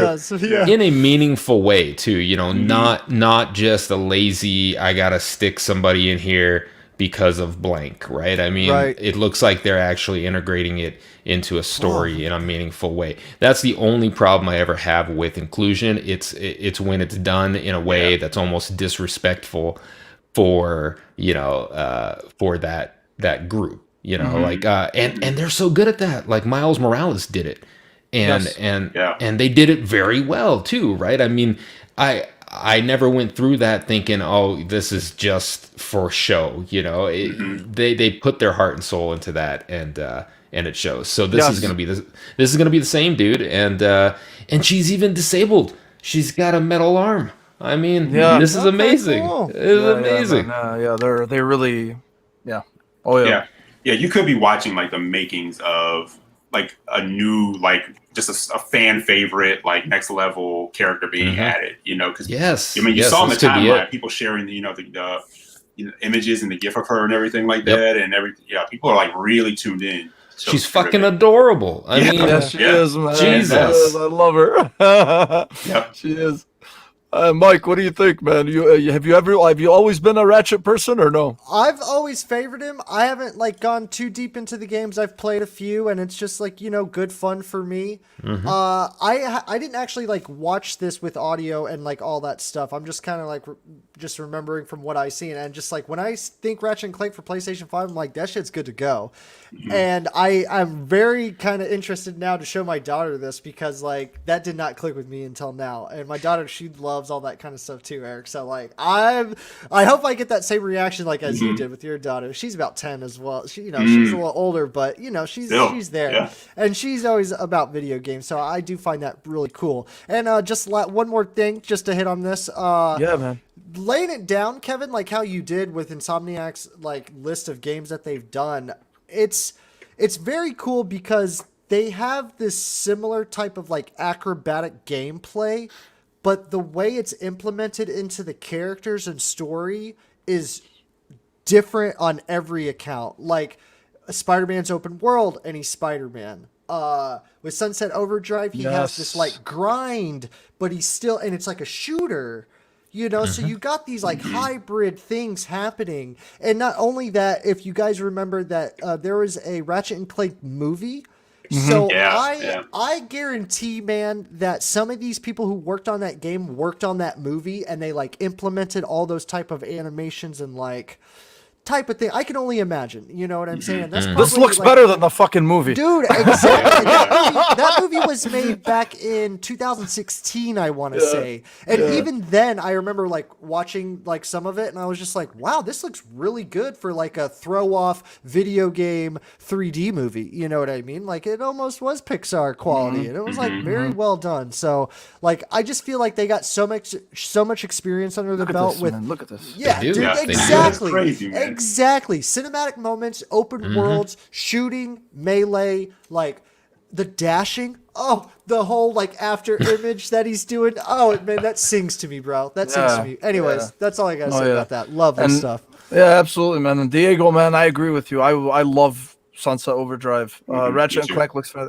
can't help but feel a little sad at what Sunset Overdrive 2 would have looked like this new gen. Here's crossing my fingers that it happens. Me too, man. Me too. You know, because I've always, obviously before Insomniac was acquired and everything, I used to always joke around on Twitter. I would like tag Insomniac or Xbox. I'm like, why don't you fucking enhance it for the One X? You know, this is before the new consoles. I said it for years. I'm like, please enhance it. Please enhance it. So I'm hoping at least, we'll see, man. I love that. I love it. And really, Sunset Overdrive was kind of like the precursor for what they were trying to do with Spider-Man. So yes, you can clearly see that, it. Mo. Oh, yeah, absolutely. You're the one who Reversal told and me that. everything. I was like, I'm going back to fucking look at that. It's so good, man. Yeah. It's so good. Sunset Yeah. Overdrive is so good. You know what Sunset did so brilliantly too? Like they had a fast travel system. Like I never used it because it was just so much fun to go across the map, and jump off. Nice. Yeah, it was fantastic. That's why you don't want to between the bouncing on the awning and the grinding, like It's you just so much didn't need fun. to. So much That's fun. how you know a game is fun, man. When you don't need to use, like, even in Spider-Man, I never used. I think I used the fast travel maybe once or twice, but it was just so fun to swing around and whatnot. So I mean, it was. And it was like only because it was like right in front of you. Like, oh yeah, sure, I'll use it. Whatever. Yeah, I did it like because there was a trophy tied to it. But other than that, I'm Yeah, like, no, exactly. like, Like, why would yeah. I take the subway? I'm swinging there. I'm Spider-Man, Absolutely, man. So. And you know what? And Diego also mentioned next week we're supposed to get a bunch of games getting FPS boosts. So yeah, there is that rumor that I think, what did they say? Like 70 games or 100 games? I'm That sorry, would be somebody can sweet. correct me, but Wow. Okay. I fucking wish that it's on this list. Please, I really, really hope that it is. So I'm with you, brother. Looks gorgeous. Look at that. Yeah, definitely, man. Yep. Okay, so the next thing is, I don't know how much you guys know about this, but apparently this was reported by Windows Central and actually corroborated by Eurogamer. So IO Interactive, which is the makers of Hitman, apparently they've begun working on a new fantasy IP for Xbox, which features dragons. Apparently, reported by Windows Central from Jez Corden. Apparently, this is one of several projects Microsoft is working on with external developers to be released under the Xbox Game Studios publishing banner. It's kind of like what Sony did with Housemarque. They released Returnal under the PlayStation Studios banner. Right. So Eurogamer sources have also heard word that this new project within IO, which is described as being AAA in scope, though still very early in development, and it's obviously years away. It's currently planned to feature a large medieval-esque world with winged beasts of the dragon variety. So apparently IO Interactive has been open about the fact that it has a third IP in development. They're working obviously on 007. We already knew that, and they've increased their staff to 400. They've doubled their staff to 400 already. And IO boss Hakan Abrak first spoke of earlier this month about the third IP development. So, I don't know. Apparently too that they're saying that it's something similar to Diablo. you know, where it's maybe isometric. You know, I mean, I don't know. I don't know where they can go with it, but Mm-hmm. this would be pretty fucking big. There was a lot of people. There was a lot of people that were hoping that maybe it might be Dragon Scale. You know, like maybe they had taken the IP from Platinum. You know, when they were making it that canceled project, but apparently, like Jazz Corden also shot that down, and he's like, no, this is not Dragon Scale. This is like a Oh, you mean Scalebound? Scalebound. I'm sorry, yeah. not Okay, Dragon No, no, Scale. yeah. Scalebound. No, this guy, Graphics Reviews. Good to see you here, man. No, he said Dragon Scale, and that's really what ended up putting it in my head. I apologize. So good to see you here, man. But yeah, you confused me. Scalebound is what some people were hoping for, but you know, Jez seems to be pretty. I mean, he said like I have solid evidence that this is happening. So I don't know where they can go with this, man. You know, all I know is I love IO. I think they're a fantastic developer. I think their work speaks for itself. Another game that IO developed that nobody barely ever talks about is Freedom Fighters on the original Xbox and PlayStation 2 and GameCube. If you guys have never played that, man. it was fucking fantastic. What an I never thought about that underappreciated game. gem. Wow. Okay. Very, very good. That was the first time they had kind of like left their element from Hitman, Mm-hmm. you know, and yeah. So I have no doubt that whatever it is that they're planning on doing, they're going to score on it. I don't know. I don't even know how to speculate, to be honest with you. I don't know where they can go or how they can go with this. If they make Diablo, that's something similar to Diablo, I'm all for it. I'm like a recent fucking, you know, discoverer of the glory that is Diablo. So the more shit we have that's like it, I'll be happy with it. But what do you think, Eric? Did you see this? I did. I think this is good for Xbox, man. This is fucking big if they can do this too. Absolutely. It's big for Xbox. It's big for IO. I know people were disappointed when they said that the Hitman 3 was pretty much, that was it. That was a wrap. They were going to be moving forward. But I always kind of look at, you know, when developers say that, it's sort of like comic books, like Bucky's dead. He's not coming back. And then we got Winter Soldier, you know, so never say never, you know. But they're saying things that I like to hear. Fantasy, dragons. And I'm always a fan of a developer getting to do something different and spreading it. I think we need more of that, you know. So I'm hyped for it. I went the other way on the Scalebound thing. I almost think just leave Scalebound where it is. That's a bad omen. It's a thing from a bygone era that didn't go very well. Let's just call it something else. Maybe you do call it Dragon Scale and just kind of go with that. But let's just leave the name Scalebound alone. It's beautiful. Yeah. So, and I think, you know, if I think as a concept, you know, scale, I think people kind of still want to see it happen. I don't know, but I think the concept of Scalebound, if you go back and look at what it was, I don't necessarily know. I can't say it wouldn't fly now, but I don't know. I think if you're going to do that, you still need to kind of make up with Platinum and let Platinum do what they were going to do. And not that I'm trying to get into a Platinum thing. I'm saying remove the multiplayer. Let Platinum do what they do. Because that was one of the things I always thought was weird when I said, Platinum, why would you go to Platinum to do multiplayer? That isn't what they do. And then it fell apart. I was like, I'm not surprised. That's not what they do. Play to their strengths, man. Right. Their strengths. Yeah. But this kind of news I love. You know, I'm always excited when a developer gets to do something different. You know, let's see what you got. So, and like you said, if it's a Diablo asymmetric type thing, let's go. Nothing wrong with that. Baby. Let's go. Kevin, what did you think of this, man? You know, you guys basically touched on it. I think there's nothing to touch on. That's the thing. I know. I think that you guys have touched on everything that we shouldn't be touching on because it's pure. It's rumor, you know. And until we get something, you know, I don't know, physical to look at, it doesn't do much for me. But dragons are always awesome. So let's do something with dragons. Yay. I mean, that's my opinion on it. I think it's a great, the more unique shit we get out there, the more Returnals, the more, you know, weird shit, the better, man. I'm always up for that. So I look forward to, and I'm sure I'll see it on my timeline. You know, I look forward to when it's free on Game Pass. Yeah, free. Yes. Hey, Kevin, that's where I'm at with Cyberpunk in the next gen update. I'm like, at this point, it'll be free on Game Pass. It'll be on Game Pass, and I'll play it. Free! Free! Free on Game Pass.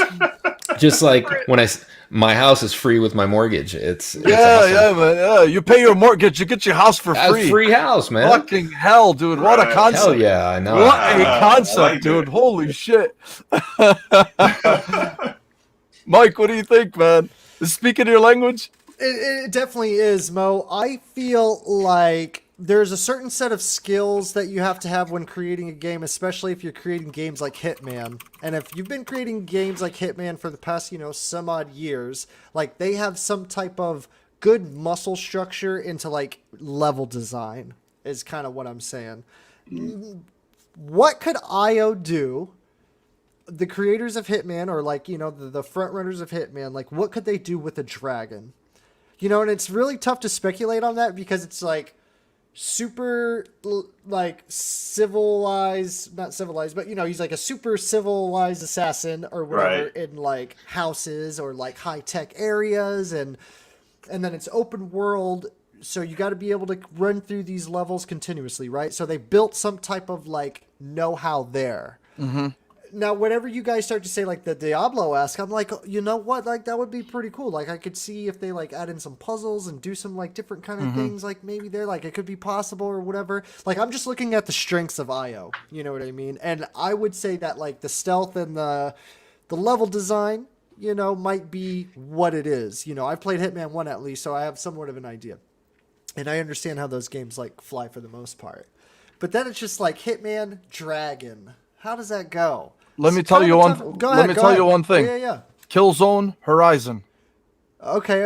What you mean here? Basically, what I'm trying to tell you is, Oh, who I the see what fuck you're thought that Gorilla would? Right. Gorilla, I all they gotcha. made was first-person shooters. All of a Got sudden, you. they make this large, Third expensive person. Yeah. Right. So that's the thing, Good man. point, And good if there's a point. I good like that. pedigree, oh yeah. No, sorry. Go ahead, man. I was just No, that's good. That's good connectivity. You know what I'm saying? Like that's what I want to know. You know what I'm saying? Because once you start to get opposite ends of the spectrum, and then you go in with dragons and assassins, it's like, are we gonna be riding a dragon? That'd be I cool. don't know, man. I don't Are know we what gonna the fuck- be a dragon? It's gonna be interesting to see what they do, but I mean, but Very they have cool. again, yeah, they got the pedigree, man. And honestly, we've been seeing some studios break out of their shells a bit. Like Yeah. I mentioned, like with Gorilla doing that, and now you got fucking Housemarque doing this. Yeah. Doing Returnal. So this IO was like a said, "Get the different fuck project. off me, Square Enix. We're doing our own thing." Yeah. So it's like that says something a lot too. Oh yeah, absolutely. And then Diego here is mentioning something just fucking spot on. One of the dragons is gonna have a barcode on the back of his neck. That is gonna be their staple on the game, man. Don't That's forget gonna be an Hitman. Easter egg. Don't That's gonna forget be an Hitman, Easter egg. bitches. Yeah, I got this barcode on my wing. Those sons of bitches were doing experimentations on me. Oh shit, man. Yeah, but we'll obviously be keeping an eye on it. Hopefully, if they announce something, if they do, maybe it might be too far away for them to even announce anything, man. We might not That's even true. hear anything about anything until 2022. So we'll see. But that's all. That was the last topic of the day, gentlemen. We did have a couple more. But we don't want to keep everybody here. I know you guys love looking at our faces, but really, it's more Eric's face than ours. But I mean, hey, yeah. I'm only on camera for Diego. Diego's been on me forever. Like I'm on shows and I wasn't on camera, so I did all this for Diego. Nice. That's a You hear friend. that, Diego? That's Hope a you friend. appreciate it, man. I hope you appreciate it, brother. But yeah, man, Eric, thank you for coming and joining us, Oh man. Thank you for Honestly, having me, guys. it This was a has been a pleasure. blast. Thank you for coming, dude. Honestly, anytime, Yep. dude. Anytime, brother. You're always welcome on the show. And Appreciate it, thank you to everybody who came and joined us. Really appreciate you guys. Always good conversation. Always fun conversation. All the people that came new, welcome. Hope you guys liked what you saw with our shenanigans and our banter. And everybody else, every one of you guys, all of our friends that came and watched us again. Appreciate you all, man. Thank you guys. Yeah, thanks everybody. Thank you so much. And any of you guys have any final words or thoughts or anything for anything? Pokemon Snap came out for the Switch. Can't wait. Nice. No, but Nice. but That's it's gonna for do real though. numbers. Like I like Yeah, Pokemon, and I didn't know it released, and then I saw a bunch of people talk about it, and so I was like, oh man, I remember seeing the trailer, and I loved the first Pokemon Snap, so I might just, we got to throw some Nintendo in there, Mo. Don't forget Nintendo. There it is. There's your Yeah, Nintendo there it is, news. baby. There Yep. it is. But yeah, that's it for me, man. And for Sarko coming, has guys. one. Sarko has one final thing. Don't forget to set your alarms, boys. Yeah, I've been punching my nuts this whole podcast. You get that, how your muscles like get like harder. They get like adapt to Right, it. right. It's like numb almost by now. Yeah. Oh yeah, absolutely, man. Oh yeah. All right, guys. For me, for Kevin, for Eric, and for Mike, thank you for coming, and you guys have a great week. We'll see you guys next time. Take it easy. Peace. Peace. Peace, guys.